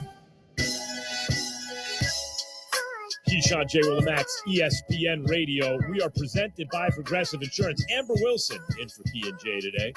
Beautiful morning here in New York City. You're looking at it on ESPN2 right now if you're watching. Amber, the question now is, because it used to be, really starting with, I guess, the Celtics. Kevin Garnett was just referenced on the sound you heard coming in. When Garnett went to Boston, they had a big three, and it was the only big three in the league. And so you're really running unopposed, right? You got three all-stars, one of them really an MVP level player and the other two high-level all-stars, and the rest of the league doesn't have that. When that is the case, that's a big deal, but the league has changed nowadays, and I think role players or guys like Mikal Bridges, for example, are so good that if you give him his own team, oh, look at that, he can average 25 a game. I think those 3-and-D plus guys can now approximate stars if given, a higher usage rate. And so just simply having those three guys really isn't enough. You really have to flesh out the roster. Given the way the Nuggets are put together right now, do you think that Bradley Beal puts the Suns immediately in pole position in the West? Did you think that when Kyrie Irving and James Harden and Kevin Durant came together, that immediately put them in pole position in the East?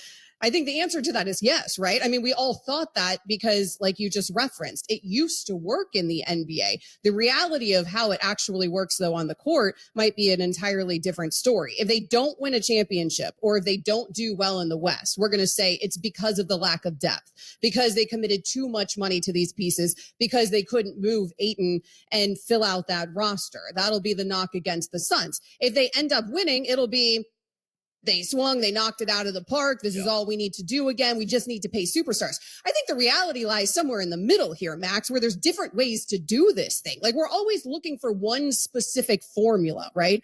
And there is no one specific formula to get it done because there's a lot of parity now in the NBA. That's the reality of it. So yes, you just saw the Denver Nuggets do it with one superstar. Jamal Murray, of course, looks like a superstar next to Jokic. Would he look like a superstar on another team? I don't know. I mean, the whole point is that you have generational players that raise up the talent around them. I'm not trying to take anything away from Murray. I'm just saying the formula was to grow it there, which is what they did in Denver. Those guys have been together for years. They grew it organically, and bada bang, bada boom, it results in a championship. We've also seen it done this way in the past. Now, it's been some years, but we've seen it done this way where you throw them together and it works.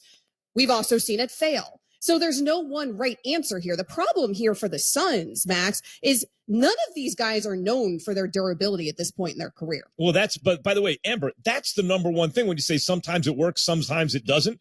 It works when the stars are healthy. But nowadays, you can't, look, if KD and James Harden and Kyrie would have been, and in Kyrie's case, it wasn't just injury that kept them off the court, but if they just would have been available, let's say, 85% of the time together, they were unstoppable. I mean, clearly, just KD and Kyrie were way too much for the Bucks in that series until Kyrie went down, and it was just KD, and it still went 7 games with his foot on the line. And the Bucks were the champions that year, right?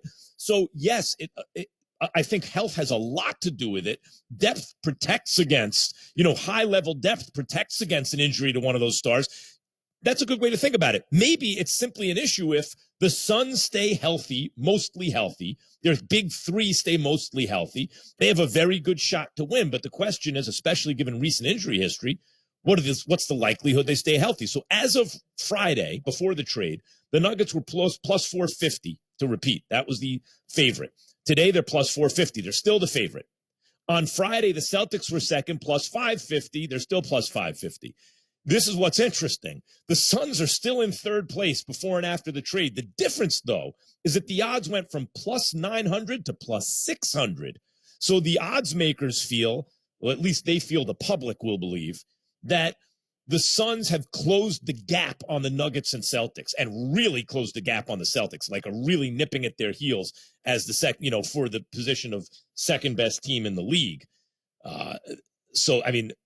Entering, they said the Suns were ranked 4th on Friday. It looks, I see. The Bucks were ranked. Pardon me. The Bucks were ranked 3rd. Yeah, because the Bucks odds haven't moved. Right. But the Suns do leapfrog the Bucks. They did leapfrog the Bucks, correct. So they enter that top 4, at least, or top 3 rather, would go from 4 to 3 based on the trade. All right. Ethan in Pennsylvania, you're on KJM ESPN Radio. For the Nuggets, are still going to be repeating. If they had gotten Damian Lillard, I think that would be the appropriate conversation to be having, that they would then be the favorite. Wait, if the Suns had gotten Lillard. Correct. Then it would have been appropriate to have them as the favorite. You think so? I think they like the ball in Amber. It seems to me they like the ball in Devin Booker's hands. Well, yeah, I agree with that from a fit perspective. Also, I don't think that was ever part of the conversation, right? Because again, the way that the Suns just pulled this off is not giving up anything, essentially, right? I mean, they were going to move on from CP3 anyways. We knew that. They gave up some 2nd round picks for Bradley Beal. That wouldn't have been the case for Damian Lillard. That's the reality of the situation. The Suns just got better. Of course, they just got better. But Max, Bradley Beal played 50 games this past season, I believe, 40 the season before, 60 the season before that. Like, he hasn't played a full season in many, many years. Neither has KD. By the way, Kevin Durant last season, 47 games. Devin Booker last season, 53 games. Like, these 3 guys at this point in their career. Now, I know maybe we don't attribute this to Booker because it's a one-off there with the injuries potentially, but I do think it's fair to have that conversation at this point with those other 2 guys that are about to be north of 30, because Bradley Beal is about to turn 30 in about a week from now. And so for those guys, is this just where they're at in their career? Or was it Bradley Beal was on the Wizards and all of a sudden he's going to find himself super healthy in Phoenix? He played 82 games back-to-back, Bradley Beal. That was the year 5 years ago, I think. Yeah, the following year he plays 57 games. That's when he averaged 30 points. And since then he's averaged 50 games a season, 60, 40, 50. So exactly 50 games a season in the last 3 years. You brought up earlier Jamal Murray, how he plays like an all-star next to Jokic. I really think with Jamal Murray, it's just an issue of the calendar. Hey, Jamal, it's May. Okay, time to turn into Superman. He's one of these players, and you see it in Miami and Jimmy Butler. Once the playoffs start, Jamal Murray is a legitimately great player. And during the regular season, he's a legitimately good player. He's one of these guys who's able to consistently, so far in his career, rise to the occasion. But the Nuggets are a great example of a team that looked like they couldn't really win in the playoffs simply because of injury, and then lucked up in a sense, or at least were patient. Everyone got healthy, and then they were able to steamroll everyone. Who says that health holds this upcoming season for the Nuggets? It hasn't in the last, in the previous 2 seasons. And one of their $180 million, Michael Porter Jr. has real injury issues, came into the league with them. So that remains to be seen. And maybe it's an issue simply in the West of who's healthy. Is this KD's best chance to win a title? Well, and Michael Porter Jr. has real showing up issues as well. Let's not to take anything away from what he did there at the very end of the finals, but let's be real about that. And there's a lot of money tied up in Michael Porter Jr. And Jamal Murray, I think, is doing that by design. I don't have a problem with it. He's a player that had a catastrophic injury and missed such significant time. Save yourself for the postseason. Maybe we'll see some of that same philosophy for Phoenix here, where these guys need to take it a little bit easier in the regular season. Let's not focus so much. Let Denver get the number 1 seed. Let's not focus so much on getting the number 1 seed. Let's focus on saving themselves here for the postseason. Is this KD's best opportunity? Sure, it's his best opportunity since we just had that best opportunity in Brooklyn. Let's have that conversation coming up, Amber, after this message from Vivid Seats here at Keyshawn, J. Will, and Max. We're fired up for the MLB season, although not if the Yankees continue what they just did over the weekend. Disgraceful. Luckily for you, our friends at Vivid Seats, the official ticketing partner of ESPN, have great deals on great seats with a huge selection of tickets to this year's hottest matchups. Speaking of Yankees, Red Sox, experience every crack of the bat, every diving catch, and every heart-pounding play of your favorite team live and in person. Just visit vividseats.com or download the app today. Vivid Seats. Experience it live. Adrian Wojnarowski reports that Bradley Beal will be traded to the Phoenix Suns. A player who's going to be making $50, $53, $57 million in the last 3 years of his deal. That combined led them to Phoenix. This is Keyshawn, J. Will, and Max. I'm Andrea, founder of a boutique handbag brand, Andy, and this is why I switched to Shopify. I tried 3 other platforms prior to Shopify, and I remember my breaking point was when I would try to make one little change and my entire site would go down. Shopify made it really easy for me to shift everything over and hit the ground running. I was easily able to migrate my products and all of my customer information over. With the drag and drop theme editor, we don't need to hire a developer to do any coding. What's amazing is that each theme is automatically optimized on mobile. It's incredible. It looks even better on the phone. We really like adventure. We would not be able to go on the road without a platform that we can rely on. What are you waiting for? Start your free trial with Shopify today. From templates that make site design simple to customizations that let you grow at your pace, this is your possibility powered by Shopify. Get a $1 per month trial period at shopify.com/play. That's shopify.com/play. Go to shopify.com/play to take your business to the next level today. This basketball season has been amazing. And Brian Windhorst has been there each week giving you all the news and scoops throughout the league. But with the season winding down, Brian Windhorst and Hoop Collective, along with Granger, are bringing you a one-of-a-kind episode highlighting the best moments of the year. From buzzer beaters to all-star performances, the podcast will cover it all. So be sure to listen to Brian Windhorst and the Hoop Collective, presented by Granger, wherever you get your podcasts. Granger, for the ones who get it done. For the ones finding new ways to ensure the job always gets done. For the ones wearing many hats. For the ones who are hands-on, even from far away. And the ones keeping business moving forward. We are Granger, offering professional-grade industrial supplies, plus real-time product availability and access to experts ready to answer your toughest questions. Call, click Granger.com, or just stop by.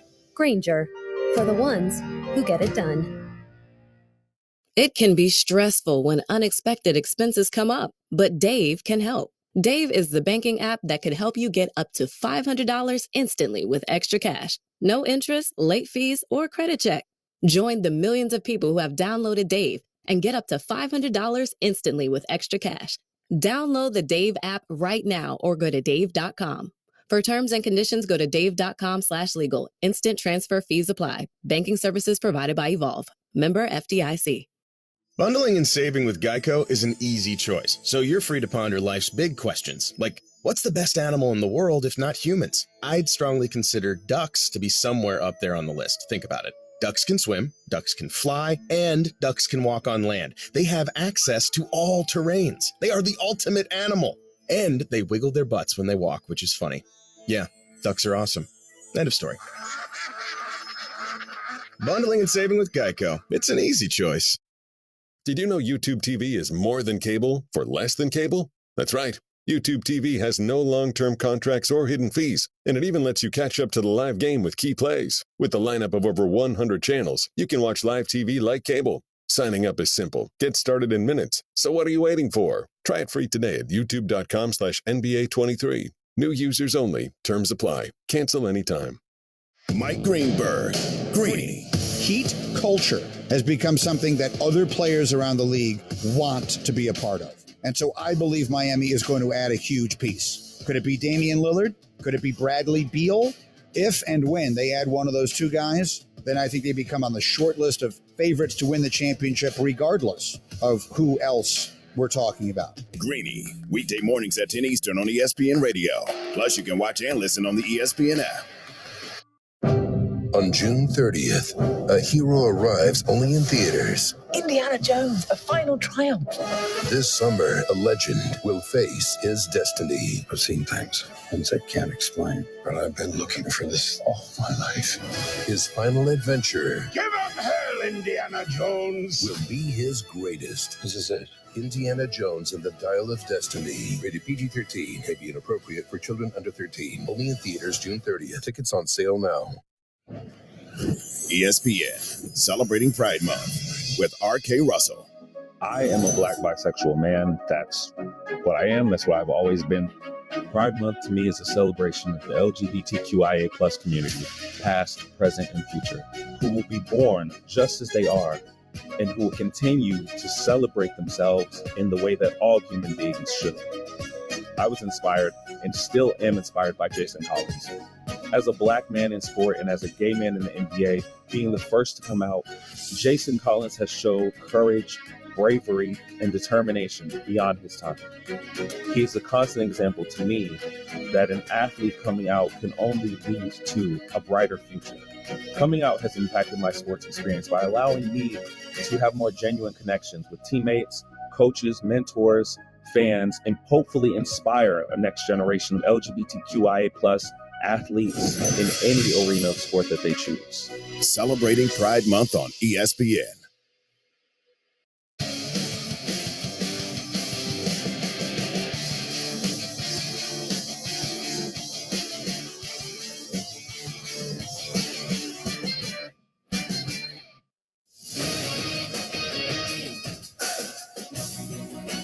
The 1-2. Swing and a miss. Struck him out. Ball game. Red Sox won it. They sweep the double dip and sweep the series from the Yankees.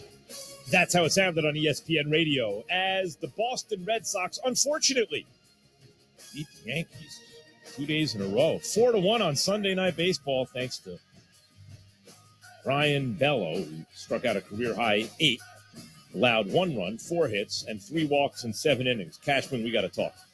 Boston won Game 1 of the doubleheader 6-2. The Washington Wizards are finalizing a trade to send 3-time All-Star Bradley Beal to the Phoenix Suns for a package expected to include Chris Paul, Landry Shamet, several second-round picks, and pick swaps. Sources told ESPN the deal could take a few days to be completed as the Wizards will be allowed to field offers to widen the deal to a 3-team trade to give Chris Paul a chance to land with a contender. And Wyndham Clark wins the U.S. Open by 1 shot for his first career major. Sports Center is presented by Progressive Insurance. For a job you'll love, visit progressive.com/careers. Keyshawn, J. Will, and Max. If you brush your teeth before you eat your food, it's going to taste better. Well, internet says you should. Waiting about 30 minutes before brushing allows teeth in animal and whatever to enamel. Yes, there you go. Say animal? Animal. Teeth animal? Noodles like animal teeth. Keyshawn, J. Will, and Max, ESPN Radio. We're presented by Progressive Insurance. You can check us out not only on Sirius XM Channel 80 and ESPN2, but on the ESPN app. Click more on the lower right-hand corner of the app. Scroll down live radio. We're right there. Amber Wilson, as you can see if you're watching on ESPN2, in for Key and Jay today. Amber, is this Kevin Durant's last best chance to win a title? We ask this every year, it seems. Right. Yes. Didn't we just do this? I don't know. Where's he going next, Max? And then I'll let you know, right? I mean, we act like Kevin Durant is 40. He's not. He's 34 years old. Sure, it feels like this is his last best chance, whatever. I don't know. We've done this so many times with KD's career. I thought that he had the best chance when he came together with Kyrie, and then when he came together with Kyrie and James Harden. And now we're having this conversation when he comes together with Devin Booker and CP3. And now it's that Bradley Beal's there in place of CP3. And who knows who's going to be there next year.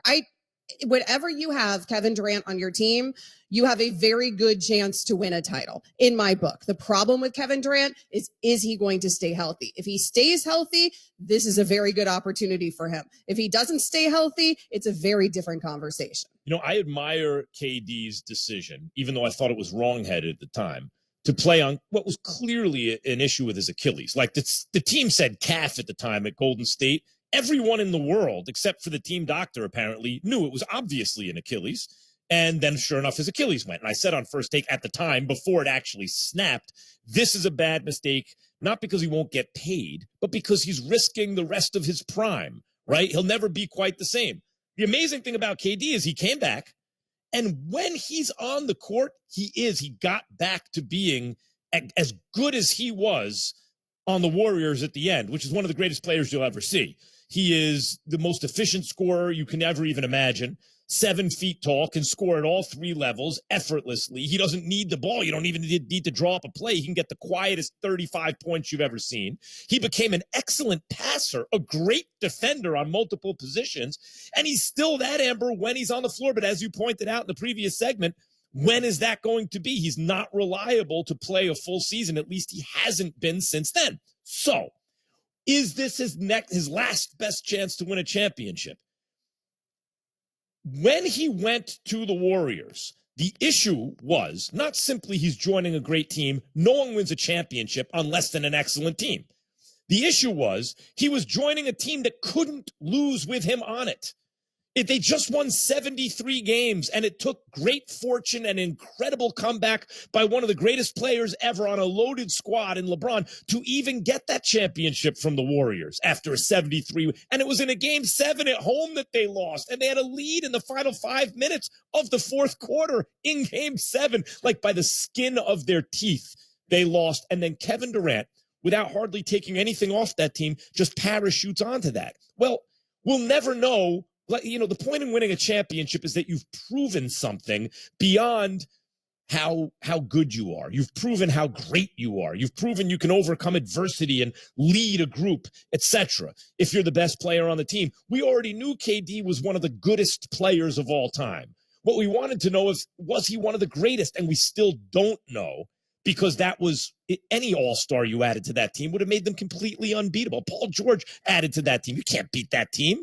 Is that true that we don't know that, though, Max? I mean, I know we have that conversations because we love to ring count, but everybody considers Kevin Durant one of the best offensive players of all time. Is he a in top the 10 NBA. player according to every? Is he a top? His skill set should make him the greatest player ever. Why isn't he the GOAT? Why isn't he in the conversation at least? He should be in the conversation, but the reality is also that injuries have marred his career, and then there was the lack of championships other than at Golden State. And even though he was the most important player there because he was the finals MVP, he still doesn't get the credit that he deserved because, like you just said, he joined a 73-win team. The reality is, though, if we actually take a step back and have the conversation about his legacy, which goodness knows that's what we like to do here on sports radio in the summer, people still consider Kevin Durant easily one of the best players of his generation. And I think offensively, one of the greatest players of all time, regardless of whether he's able to win another ring on his own. If he wins one ring in Phoenix, and it's alongside Bradley Beal and Devin Booker, does it really, truly change the conversation that much? Completely change the conversation, because it's different. If you could put 3 all-stars together, that's not the same thing as Golden State. Golden State was a well-oiled machine with a player who was playing at historically high levels in Steph and had just come off a 73-win season where they very nearly went back-to-back. That's different than what, say, LeBron and Chris Bosh and Dwayne Wade did down in Miami, which is just throw something together. Yes, it changes the conversation. And I think that you make my point when you say, well, he's in the conversation for greatest of his generation and greatest offense. He's also when he's healthy, an incredibly great defensive player, given his defensive versatility and length and willingness to take on the challenge of the other team's best offensive player. He's also an excellent passer. When you check all the boxes, you say, wait a minute, he should be, along with LeBron, the guy pushing MJ for the GOAT spot. He should be based on his skills package, but he has not shown, forget about the fact that he's not a force multiplier in the way that someone like LeBron or Bird or Magic or Jokic are, because they're incredible passers. He's more of a scorer like an MJ or Kobe, though he doesn't impose himself on the game in the same way. One of the things you love about him is he does it in the flow of the game. You know, he never makes the wrong basketball play. But he also hasn't shown he's simply additive. It's like KD gives you a plus whatever his value is to any team he's on, as opposed to what Magic or Bird or LeBron or Jokic seems to be able to do, which is to elevate everybody around him. So given that, what you definitely need to see from KD is what MJ and Kobe showed you, which is, man, if you give me a crew that has a shot, we're winning this thing. He's been on excellent teams in his youth in Oklahoma City. He was on a super trio in Brooklyn, which I understand they weren't available all the time. I get it. Now he's in Phoenix on another super trio, right? Yeah, he's got to win one, Amber, away from Steph, who won before, during, and after him. We discredit a player for guys wanting to play with him. That's number one that bothers me about the narrative surrounding Kevin Durant, because you're right. He's been on a lot of great teams with a lot of stars around him, but also it's a credit to Kevin Durant. The guys across the league universally respect Kevin Durant and also want to play with Kevin Durant, which is also why the Warriors wanted him to join that team, because they knew his level of greatness, and they knew, as great as they were, they knew that they could use his help, and certainly they could use his help. He ended up being pivotal in winning that championship, even though, yes, they were a well-constructed, well-oiled machine when he joined it. The thing is, though, if he wins one here in Phoenix, are you still comparing him to Michael Jordan? No one's doing that. He could win 3 rings in Phoenix. And frankly, no one is having the conversation of MJ and LeBron when it comes to KD. The conversation with Kobe or some of the other players that you mentioned, fine, we can have that conversation. And again, he will be included in the conversation of one of the greatest of his generation. He's already in that conversation, though, with just the rings from Golden State. That's the reality of the situation. So we pretend like it's going to matter so much to the narrative if he's able to get it done somewhere else. I don't think that there's anything at this point in his mid-30s that Kevin Durant can do where he's going to eclipse LeBron James with the conversation of greatest player. That's not going to happen. Jokic, maybe. KD's, it's not going to happen now at this point in his career. Probably not. LeBron may be out of reach, but at the very least, what KD can do is be the first name mentioned after MJ and LeBron. It will be him ahead of all the other guys, certainly all the other non-bigs. He could at least do something. Right now, if you said who's the greatest small forward of all time, it's Larry, other than LeBron James, of course, who could be a 1, 3, or 4, right? It's Larry Bird. Larry Bird is a great, I don't know if he's a gooder player than Kevin Durant, but he's a greater player. And that's what I'm talking about. KD should at least pass a guy like that. He's 7 feet tall. He does everything. I assure you, old school basketball heads are not going to come around on the Kevin Durant conversation and place him above Larry Bird. Yeah, but they're going to die out eventually, Amber. And then the next generation's going to have KD there or not. Or is he going to be behind Kobe? He's going to be behind. Guys? It's like where he is now in the placement of generations. It's like he's too old and yet at the same time not old enough to really, you're not old enough to supplant Larry Bird in the minds of that generation, and you're too old to do it to the next generation. KD wins a couple of chips, they're going to say, 4-3. Oh, look at that, finals MVPs. He'll pass Larry. He could pass Bird. He could pass Magic. He could pass Kobe. He's got to win championships away from Golden State. Okay, Amber and I disagree about this, but it's okay. I'll convince her by the end of the show. The NBA suspended Ja Morant for 25 games. Did they get that right? We're going to get into it coming up. KJM. Breaking news regarding Ja Morant and the suspension. 25-game suspension to start next season. It feels like another slap on the wrist. I'm really disappointed that Adam Silver did not decide to take a little bit of a stand on this. This is Keyshawn, J. Will, and Max. You can't miss Canty and Carlin, pound for pound, the biggest show on ESPN Radio. Big fella, I think we got to pour one out for Bud Light. 20 years as the top-selling beer in America. Just got surpassed last month by Modelo. I would have thought Milwaukee's best. The Beast? Little Natty Light action? Where's Keystone on that list? You had your first beer when? I was 9 years old when I had my first sip of beer. Okay, first sip of beer, 9 years old. Now, keep in mind, I'm the youngest of 6. Yeah. And there is 8 years between me and my sister. Okay. Okay, so, like, my brothers were all much older. I was 6. It was the 4th of July, and I was sitting on the front stoop, and my brother Dan, who's a doctor now, by the way, brought out 2 Michelobes, cracked them both open, handed it to me, and I'm like, are you nuts? And he looked at me and he goes, you got to start sometime. The fact that he handed me that at 6, even I was like, you sure, bro? Canty and Carlin, weekdays at 3 Eastern on ESPN Radio and on the ESPN app.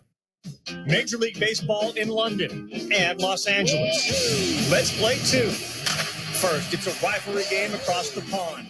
Cardinals, Cubs. The London series presented by Capital One at 10 a.m. Eastern. Then, 2 star-studded teams look to light up the scoreboard as the Astros take on the Dodgers. This is Premier Baseball. Sunday Night Baseball. Sunday at 7 Eastern on ESPN. Presented by Casamigos Tequila. I'm Pablo Torre, host of the podcast ESPN Daily. Every weekday morning, I will bring you the best sports story you'll hear all day. Today on ESPN Daily, 55 years ago, one of the most underreported stories in American history took place at a bowling alley in South Carolina, and David Dennis Jr. explains everything you should know about the Orangeburg Massacre. So follow us and listen wherever you get good podcasts. With the 7th pick, the Denver Nuggets select Jamal Murray. With the 41st pick, the Denver Nuggets select Nikola Jokic. So, who's next? The number 1 pick in the 2023 NBA draft goes to the San Antonio Spurs. The 2023 NBA Draft, Thursday at 7 Eastern on ESPN Radio and on ESPN. You can also listen on the ESPN app and on SiriusXM Channel 80. The 2023 U.S. Open Tennis Championships. It's the sport's biggest stars. It's the next generation now. It's fire on the court and off. It's edgy as seat and up on your feet. And it only happens here. The U.S. Open, August 28th through September 10th. Tickets on sale now at usopen.org. The U.S. Open. Spectacular awaits.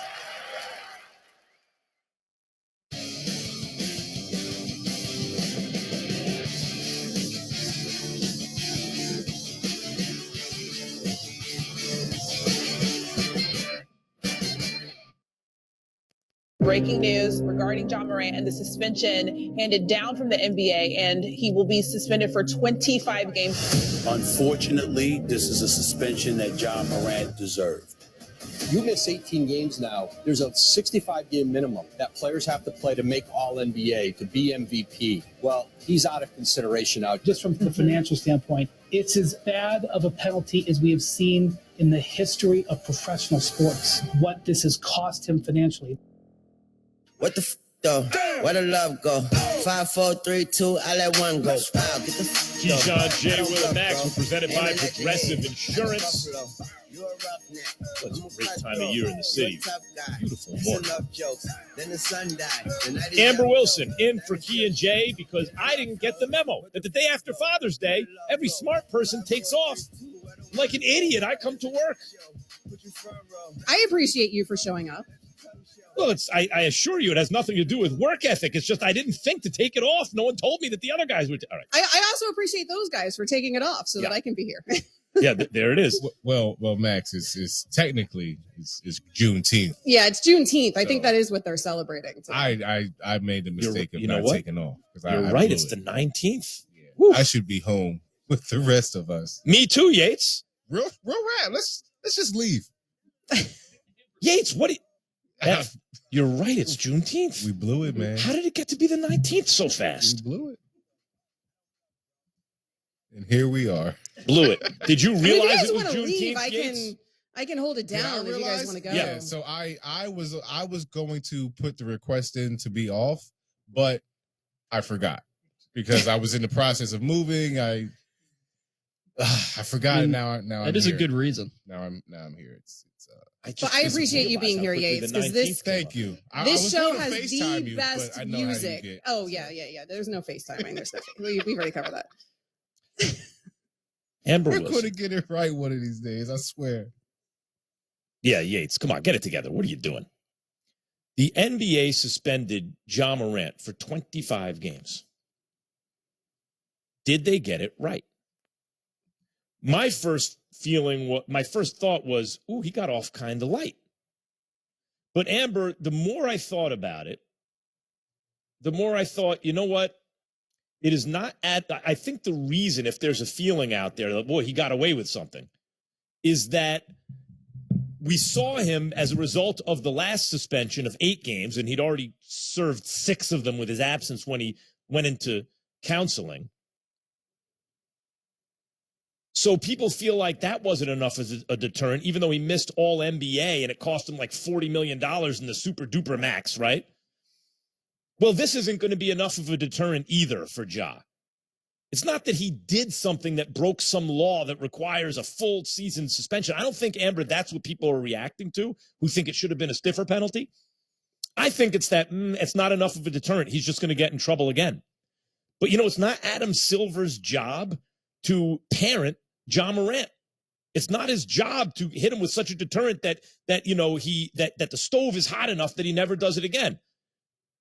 And not only that, but given the infraction, the union would have every right to say, oh, wait a minute. And I've said it many times, the whataboutism, like, well, politicians pose with guns all the time. Yeah, those politicians answer to the NRA, right? They fund their campaigns. This is Ja Morant, who answers to the NBA, which has a much more civilized standard. I get it. But even so, given what he did, I'm sure the union is at this point already be like, oh, wait a minute. 25-game suspension plus there's some nebulous, you have to be convinced he can be reinstated.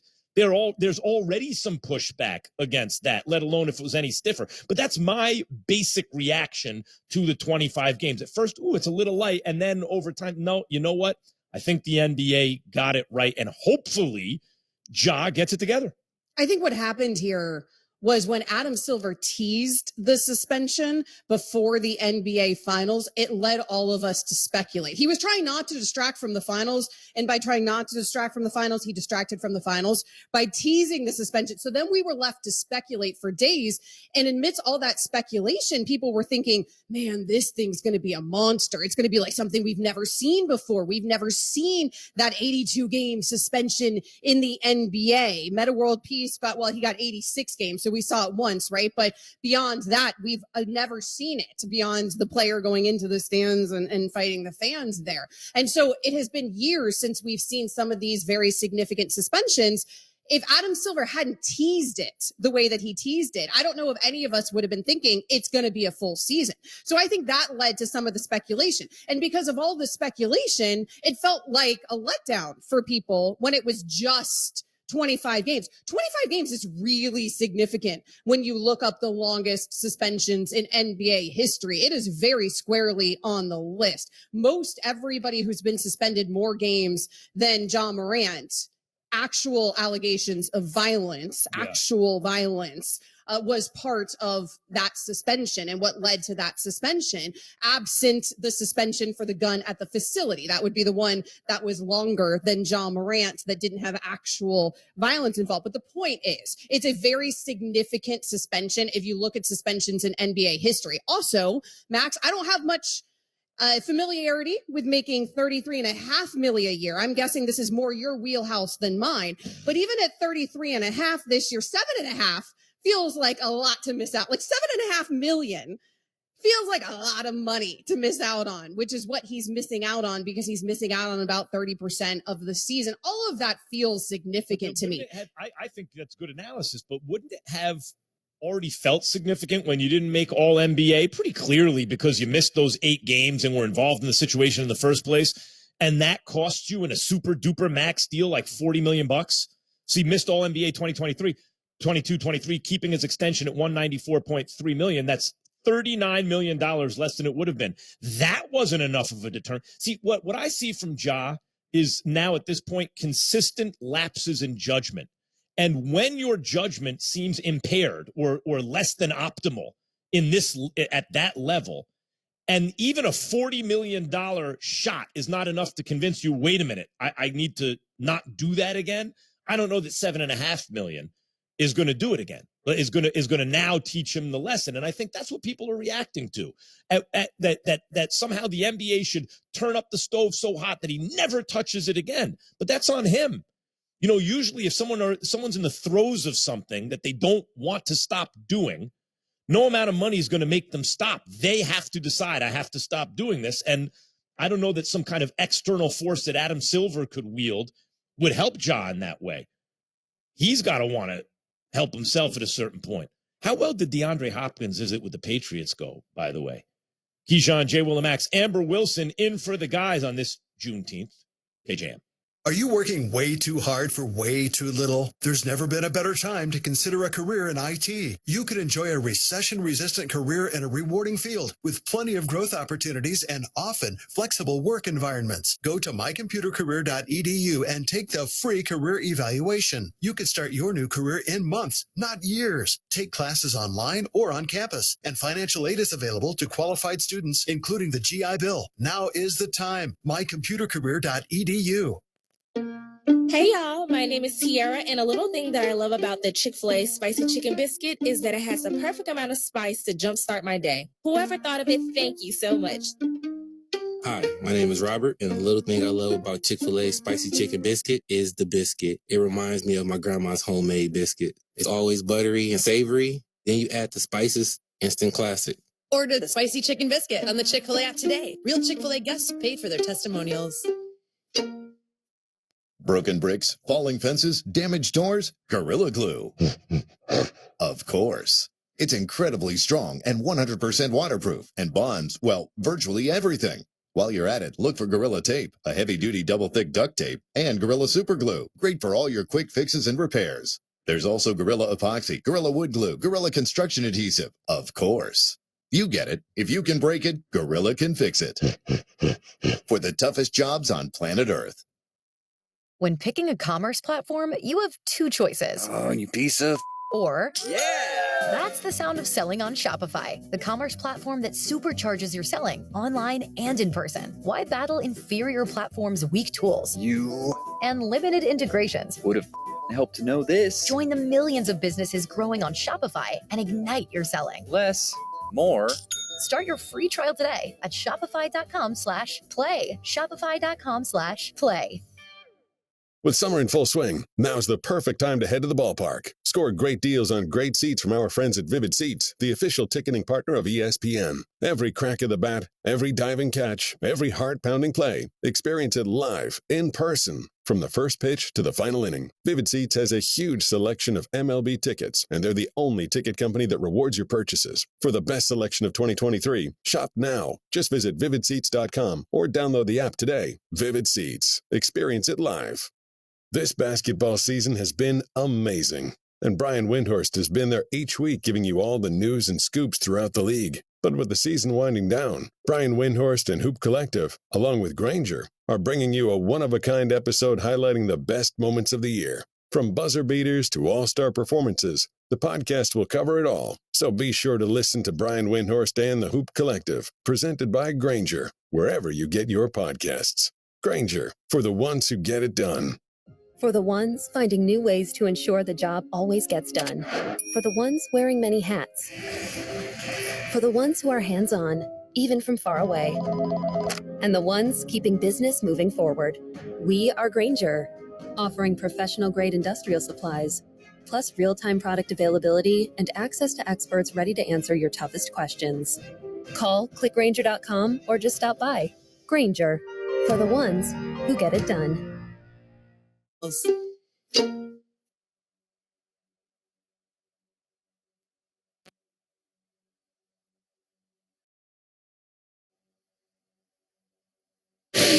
Keyshawn, J. Will, and Max.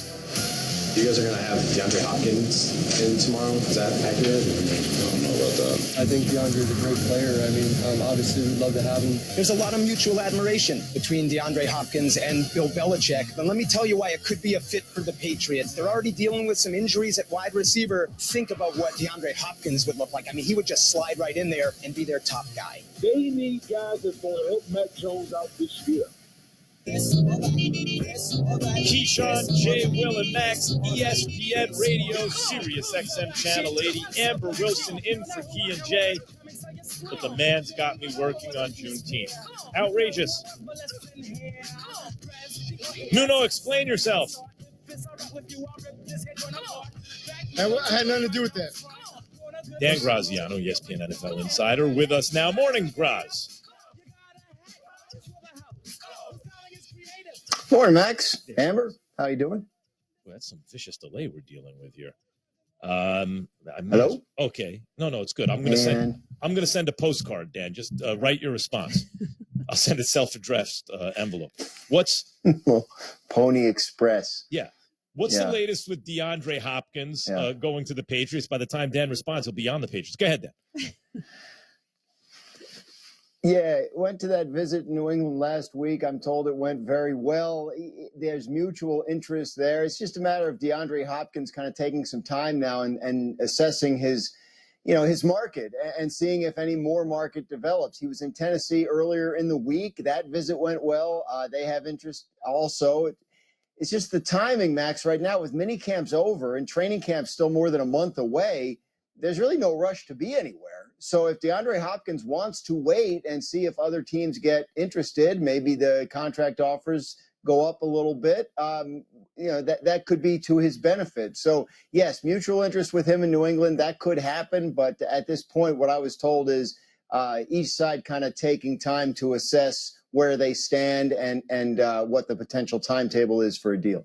If it went really, really well, I feel like he wouldn't have walked out of that facility without a deal, but I understand he is taking his time. Let's talk about the Giants and Saquon Barkley. What's happening there with their talks? Nothing. Look, the deadline on Saquon Barkley is July 17th. If you don't do a long-term deal with him by then he has to play on the franchise tag or not play at all if that's his decision. So generally what happens is these talks for franchise players kind of pick back up again in that last couple of days before that deadline. And then sometimes deals get done and sometimes they don't. So I would expect a little more activity closer to that deadline of July 17th. But right now, there has been no movement of any substance on that negotiation here in a couple of months from what I've been told. And I think the Giants are okay with him playing on the franchise tag. They would do a deal. There are deals out there they would do, but so far it hasn't been anything that Saquon has felt was representative of what he's worth. So, Dan, you know how I feel about that. I hope they get something done. But then again, if Saquon is going to play on the franchise tag ultimately, I suppose that's actually the smart thing generally that's a smart thing for a team to do. In this case, it may not be. Time will tell. Which quarterback has the most on the line, do you think, Dan, this upcoming year? In the whole league, I think Tua Tagovailoa is the one that jumps to mind for me. And the issue with Tua is really not all the way in his control, right? It's can he stay healthy? And the health issues last year were concussion issues, so that's not a matter of, like taking care of your, soft tissues and that kind of thing. Like it could be out of his hands. But I do think that with the roster they've built there in Miami that looks ready to contend, the way he played last year when he was on the field, surrounded by those players, I think there's high-end potential there. And if he's unable to stay on the field, then if you're Miami, this time next year, you're probably thinking about what the other options are. I know they picked up his fifth-year option for 2024, but they're not committed beyond that. And he's got to show he's somebody who can stay on the field and produce the way he did last year. Dan Graziano, ESPN NFL Insider, joining us here on Keyshawn, J. Will, and Max. So, Graz, you are naming Tua in the Miami Dolphins, Tua with the most pressure across the league. I mean, as a Dolphins fan, I tend to agree with that, but also at the same time, I wonder if I'm hyper-focused here on just the Miami Dolphins. I know in Dolphins Nation, we are tired of having the conversation of whether Tua can stay healthy. But is that the only question, though, that you're alluding to? Or do you think that there's still questions there in terms of his accuracy and how good he can actually be?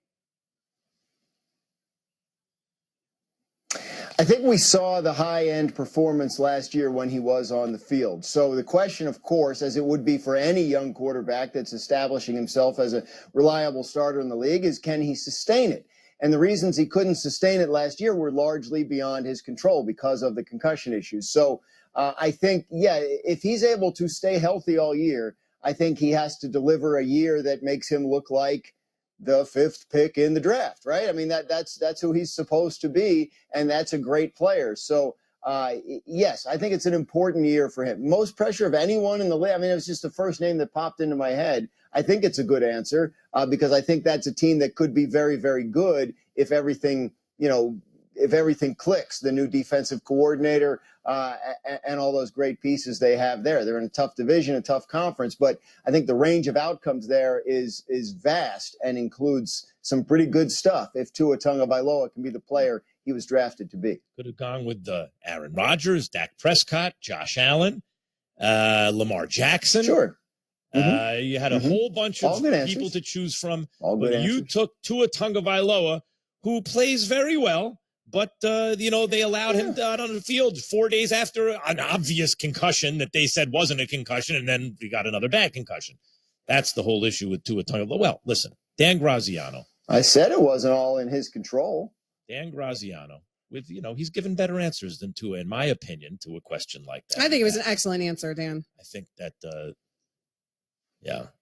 Dan's reacting. Thank you. Something I said I do too. Now, given the delay. Dan, it's always a pleasure. I will talk to you later today, I am sure. What it is on it? All right. All right. There it is. Dan Graziano, ladies and gentlemen. Amber, I would normally keep Dan around a little longer, but I'm just getting back in the mail his answers from when we asked him. There was a vicious delay there. Well, I want to get into Tua Tagovailoa. You asked if Dan felt it was an issue of performance or just availability. To me, it's clearly just an issue of availability. What is the sense in Miami, though? Availability. I mean, that's the key here. That's why he doesn't get the extension, or we presume that he's not going to get the extension that you would typically absolutely see for a quarterback who you took 5th overall in the draft and a quarterback who has performed.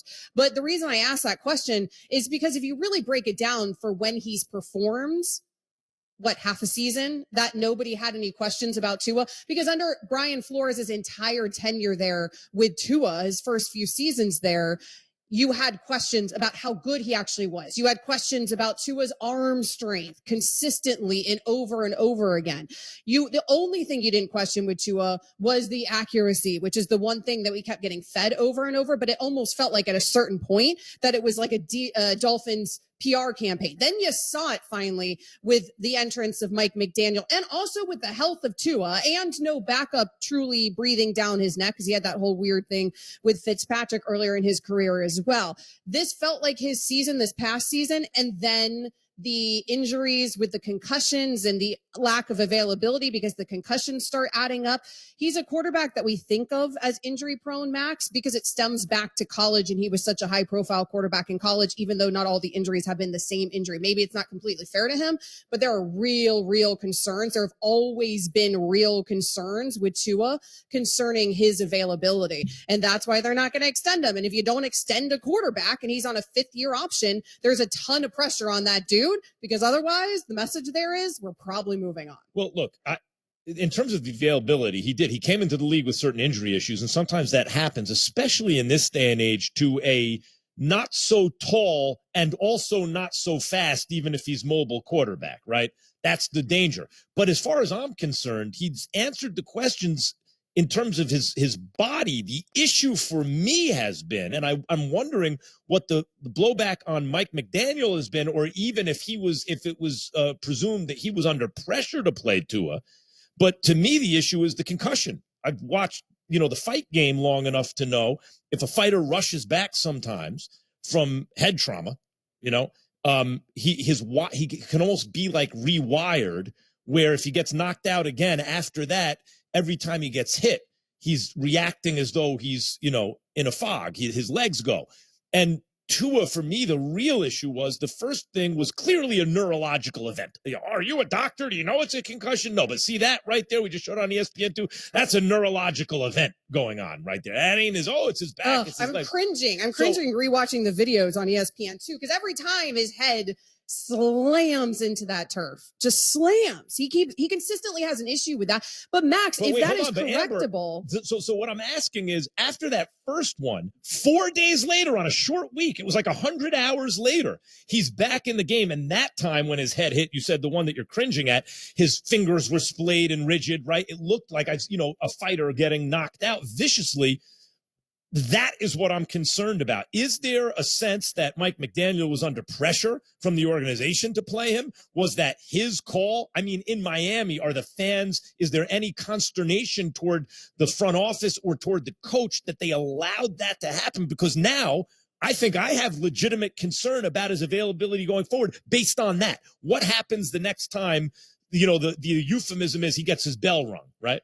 I think that we're done with that conversation, right? Like we've had that conversation. The NFL changes rules because of what happened there with Tua. Now you have the independent evaluator looking at all of these hits in addition to the doctors, and they have to be cleared. And there's even more protocol. So I feel like we had that conversation. Everybody was hypercritical of the Miami Dolphins and how they handled that situation with Tua. And listen, the Dolphins also don't want to risk the long-term health of their quarterback. I feel like that's what's missed here. Why would you want to? I understand that That was what was so odd about it, Like, why would they make the decision to let him back out on much like KD? I mentioned earlier in the show. Oh, it's his calf. Stop, everyone. Everyone knows what an Achilles looks like. Then he goes out there. You're like, wait, what are you doing? And it snaps, right? Same sort of thing where they're like, no, it's this. The whole world is like, no, it's that. Then 4 days later, it's clearly that. And now his future's up in the air. It's bizarre. I agree with you. Why would they want to risk it? And yet they seem to be willing to. And that's saying something since Mike McDaniel had been so outstanding as a head coach till that point. I mean, I think you're listening to your medical professionals, right? I think you're trusting your medical professionals. We know that there's some flaws in that system. The reality is, though, they're trying to address it this offseason. It is the way that Tua falls seems to be the problem there, and they feel like they can correct that. He's been taking the jiu-jitsu. He's been learning to fall differently. We'll see if, in fact, they can actually correct that. But if there is that contact with the turf and he looks like that again, it will certainly be handled more cautiously moving forward, even just from a PR perspective. Nevertheless, the long-term health of the future of their franchise. If he can dance between the raindrops, the Dolphins can win the Super Bowl. That's how good they are. That's how good he looked last year. But the question is, in the sport, in a 17-week season in the NFL, I don't mean he's out for 2 or 3 weeks. You have Mike White. That's a nice backup. I mean, another neurological event takes place, right? Then it's like, oh my God. And if not for that, I think certainly they'd be one of my top 3 or 4 teams to win the Super Bowl, but I got to see it. Anyway, the Heat missed out on Bradley Beal. We'll stay in Miami for a second. But in fact, he's going to Phoenix. But what's next for the Heat? Keyshawn, J. Will, and Max, Amber Wilson, KJM. Pat Riley needs to go get him. Pat Riley needs to secure the bag with Dave. Has to do it. Jimmy is good for when you want him to try to close things out, but I don't think you need to put so much taxation on his body. More Keyshawn, J. Will, and Max, next. It can be stressful when unexpected expenses come up, but Dave can help. Dave is the banking app that could help you get up to $500 instantly with extra cash. No interest, late fees, or credit check. Join the millions of people who have downloaded Dave and get up to $500 instantly with extra cash. Download the Dave app right now or go to dave.com. For terms and conditions, go to dave.com/legal. Instant transfer fees apply. Banking services provided by Evolve. Member FDIC. MLB fans, when you need tickets to catch your favorite team live all season long, Ticketmaster's got them. As the world's largest ticket marketplace, Ticketmaster has a wide selection of seats available and at competitive prices, so you never have to worry about missing a game. Take yourself out to the ballpark this season and get tickets today at Ticketmaster.com/MLB. That's Ticketmaster.com/MLB. Bundling and saving with Geico is an easy choice, so you're free to ponder life's big questions, like, what's the best animal in the world if not humans? I'd strongly consider ducks to be somewhere up there on the list. Think about it. Ducks can swim, ducks can fly, and ducks can walk on land. They have access to all terrains. They are the ultimate animal. And they wiggle their butts when they walk, which is funny. Yeah, ducks are awesome. End of story. Bundling and saving with Geico. It's an easy choice. Did you know YouTube TV is more than cable for less than cable? That's right. YouTube TV has no long-term contracts or hidden fees, and it even lets you catch up to the live game with key plays. With the lineup of over 100 channels, you can watch live TV like cable. Signing up is simple. Get started in minutes. So what are you waiting for? Try it free today at youtube.com/NBA23. New users only. Terms apply. Cancel anytime. Monday on Canty and Carlin, Ja Morant suspended. Can Memphis continue to rely on him? Plus, we look ahead to the NBA draft. We know Wembanyama's going 1, but the questions started 2. It's Monday, Canty and Carlin, 3 p.m. Eastern on ESPN Radio and the ESPN app. With the 7th pick, the Denver Nuggets select Jamal Murray. With the 41st pick, the Denver Nuggets select Nikola Jokic. So, who's next? The number 1 pick in the 2023 NBA draft goes to the San Antonio Spurs. The 2023 NBA Draft, Thursday at 7 Eastern on ESPN Radio and on ESPN. You can also listen on the ESPN app and on SiriusXM Channel 80. Keyshawn Johnson, Jay Williams, and Max Kellerman. The Joker. I know you basketball players and you love his style, but he's a potato. And the potato might be the worst thing without something on it. Bland. God forbid I'm great at the fundamentals of the game. Guys like Key will call me a potato, but I'll be a damn NBA champion potato. I'll be the best potato there is. Key, Jay, and Max. Mornings on ESPN Radio and on the ESPN app.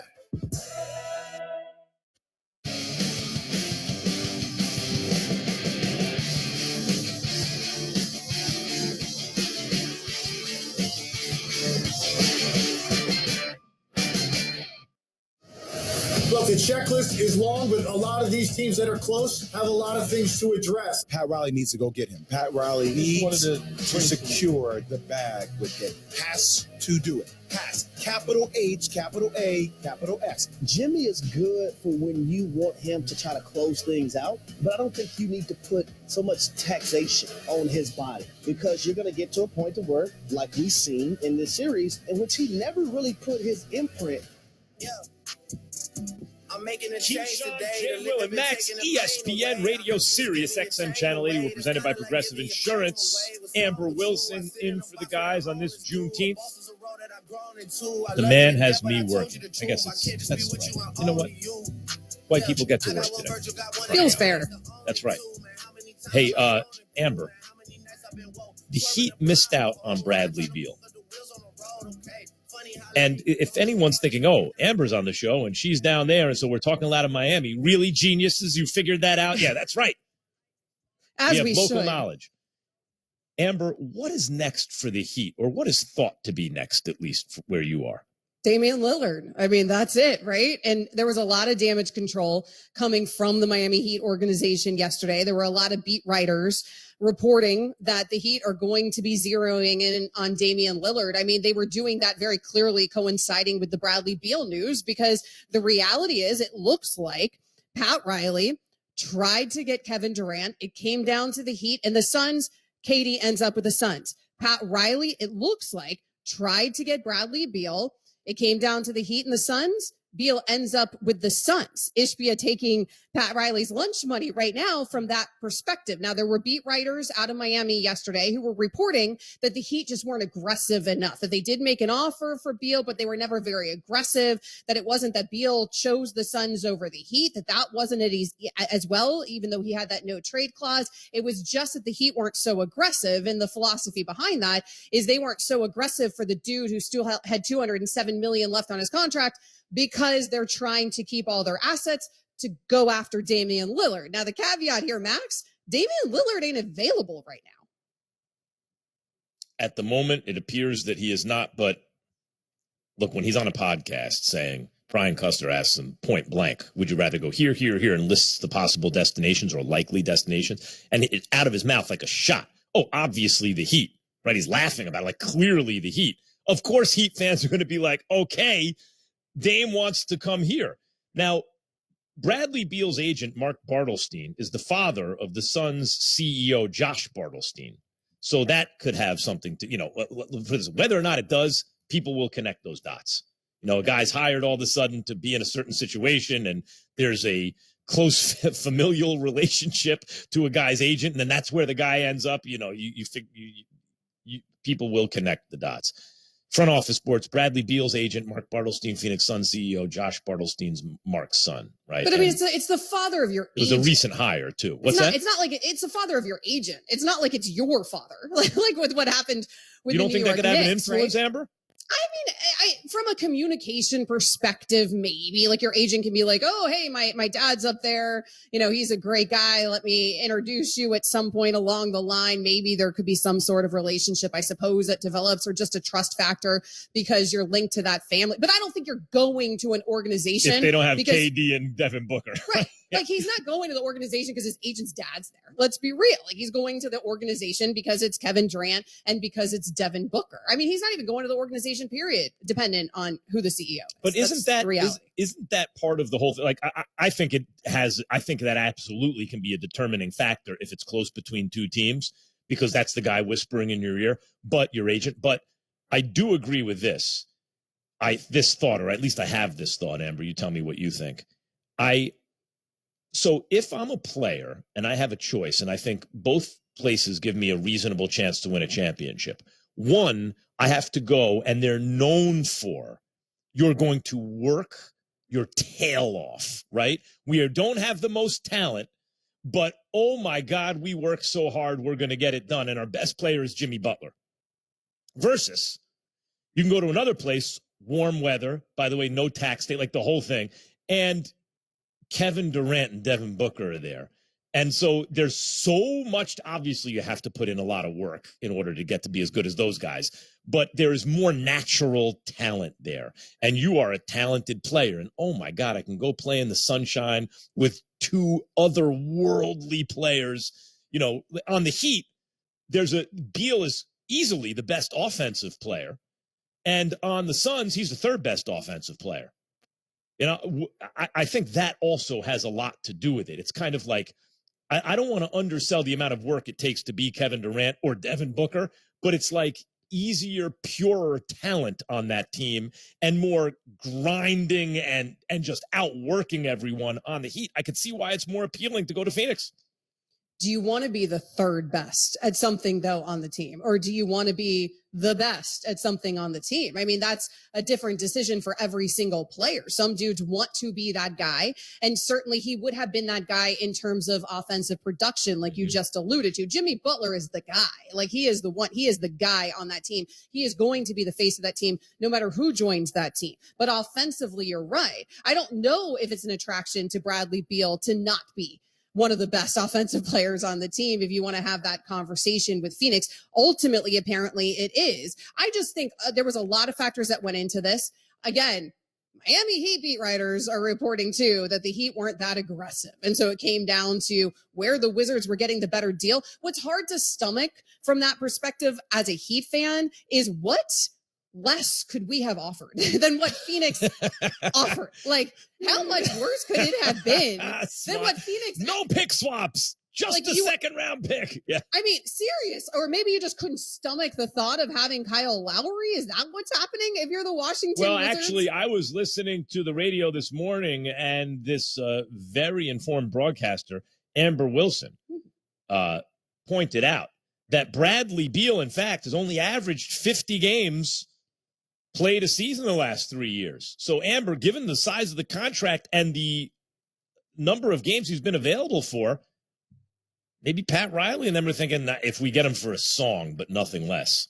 Well, and not a team that enjoys being in the luxury tax. And you're seeing with Phoenix, they don't give a hoot about that luxury tax, right? They will be at the very, very top end of it. And yes, they will have less flexibility because of it under that CBA. But this is an owner willing to spend. Tax the heck out of me as long as I have the big names in my early tenureship as the owner of this team. And that's a very different story down in Miami, a team that was just in the NBA Finals with a bunch of undrafted dudes. I mean, that's the reality of it. Like, if you're the Heat, you're thinking we can create this magic without the $207 million that you have to commit to Bradley Beal, a dude who hasn't been available in the last 5 years. Guys, he had back-to-back 82 seasons. It's been something like 5 years since he did that. The last few years, he certainly has not been available for the entire season, not even close. Nowadays, a guy plays 82 games. The next year, you're almost guaranteed he's hurt somehow. MJ 9 times played 82 games.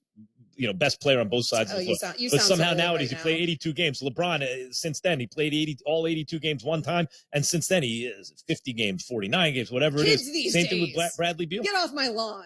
That's Same what thing you're with doing Bradley right now. Beal. It's right. Well, and Bradley Beal's been dealing with injuries. In fairness to Bradley Beal, he's also been on the Washington Wizards. Yeah, so maybe right. the motivation to get out there ain't quite the same as it's about to be in Phoenix. No doubt. And also, the level of intensity in all sports goes up year over year. It gets more and more competitive, and they're going 100 miles an hour on every play. Same reason pitchers' arms are falling off in Major League Baseball. It's more intense now than it used to be. All right. Where does Chris Paul land now? He's part of that deal. They're looking to maybe expand the deal so he can land with a contender. KJM. Keyshawn, J. Will, and Max. My son sent a picture of an empty refrigerator. I know what it means, but pick up the phone and say, hey, man, can you send some money so I can get some groceries? Not an empty refrigerator looking like a single college student. This is Keyshawn, J. Will, and Max.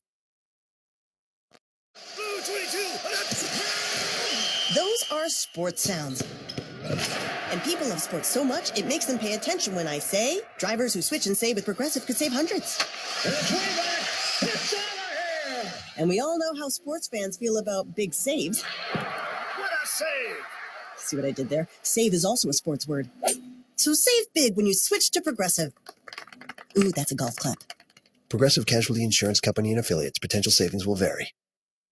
Ray Magliozzi here for eBay Motors. Okay, easy now. You're teaching your kid how to parallel park. Ouch! Turns out he likes to do it by feel. Don't worry, eBay Motors has bumpers, trunk lids, license plate holders, and headlights. They've got lots of headlights. When you need parts, get it right the first time with eBay Guaranteed Fit. When you see the check, you know that part's going to fit. eBay Motors. Let's ride. Eligible items only. Exclusions apply.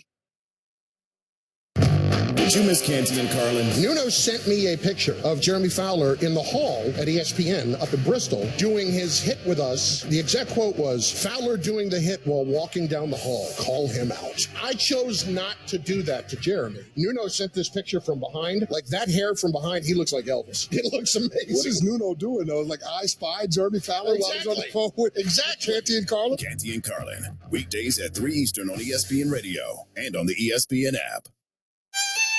Jason Fitz and Harry Douglas are Fitz and Harry. The more we looked at Jalen Hurts throughout the course of last year in the regular season, the more everybody put their eyes squarely on Jalen Hurts, the more badass he seemed, the more Philly he got. Through and through, the more swaggy he got, the more the pressure rose. So it's funny, like pressure here has created a swagger and a legend, and I only think that getting paid will add to that. It won't take away from it at all. Fitz and Harry. Weekdays at noon Eastern on ESPN Radio and on the ESPN app.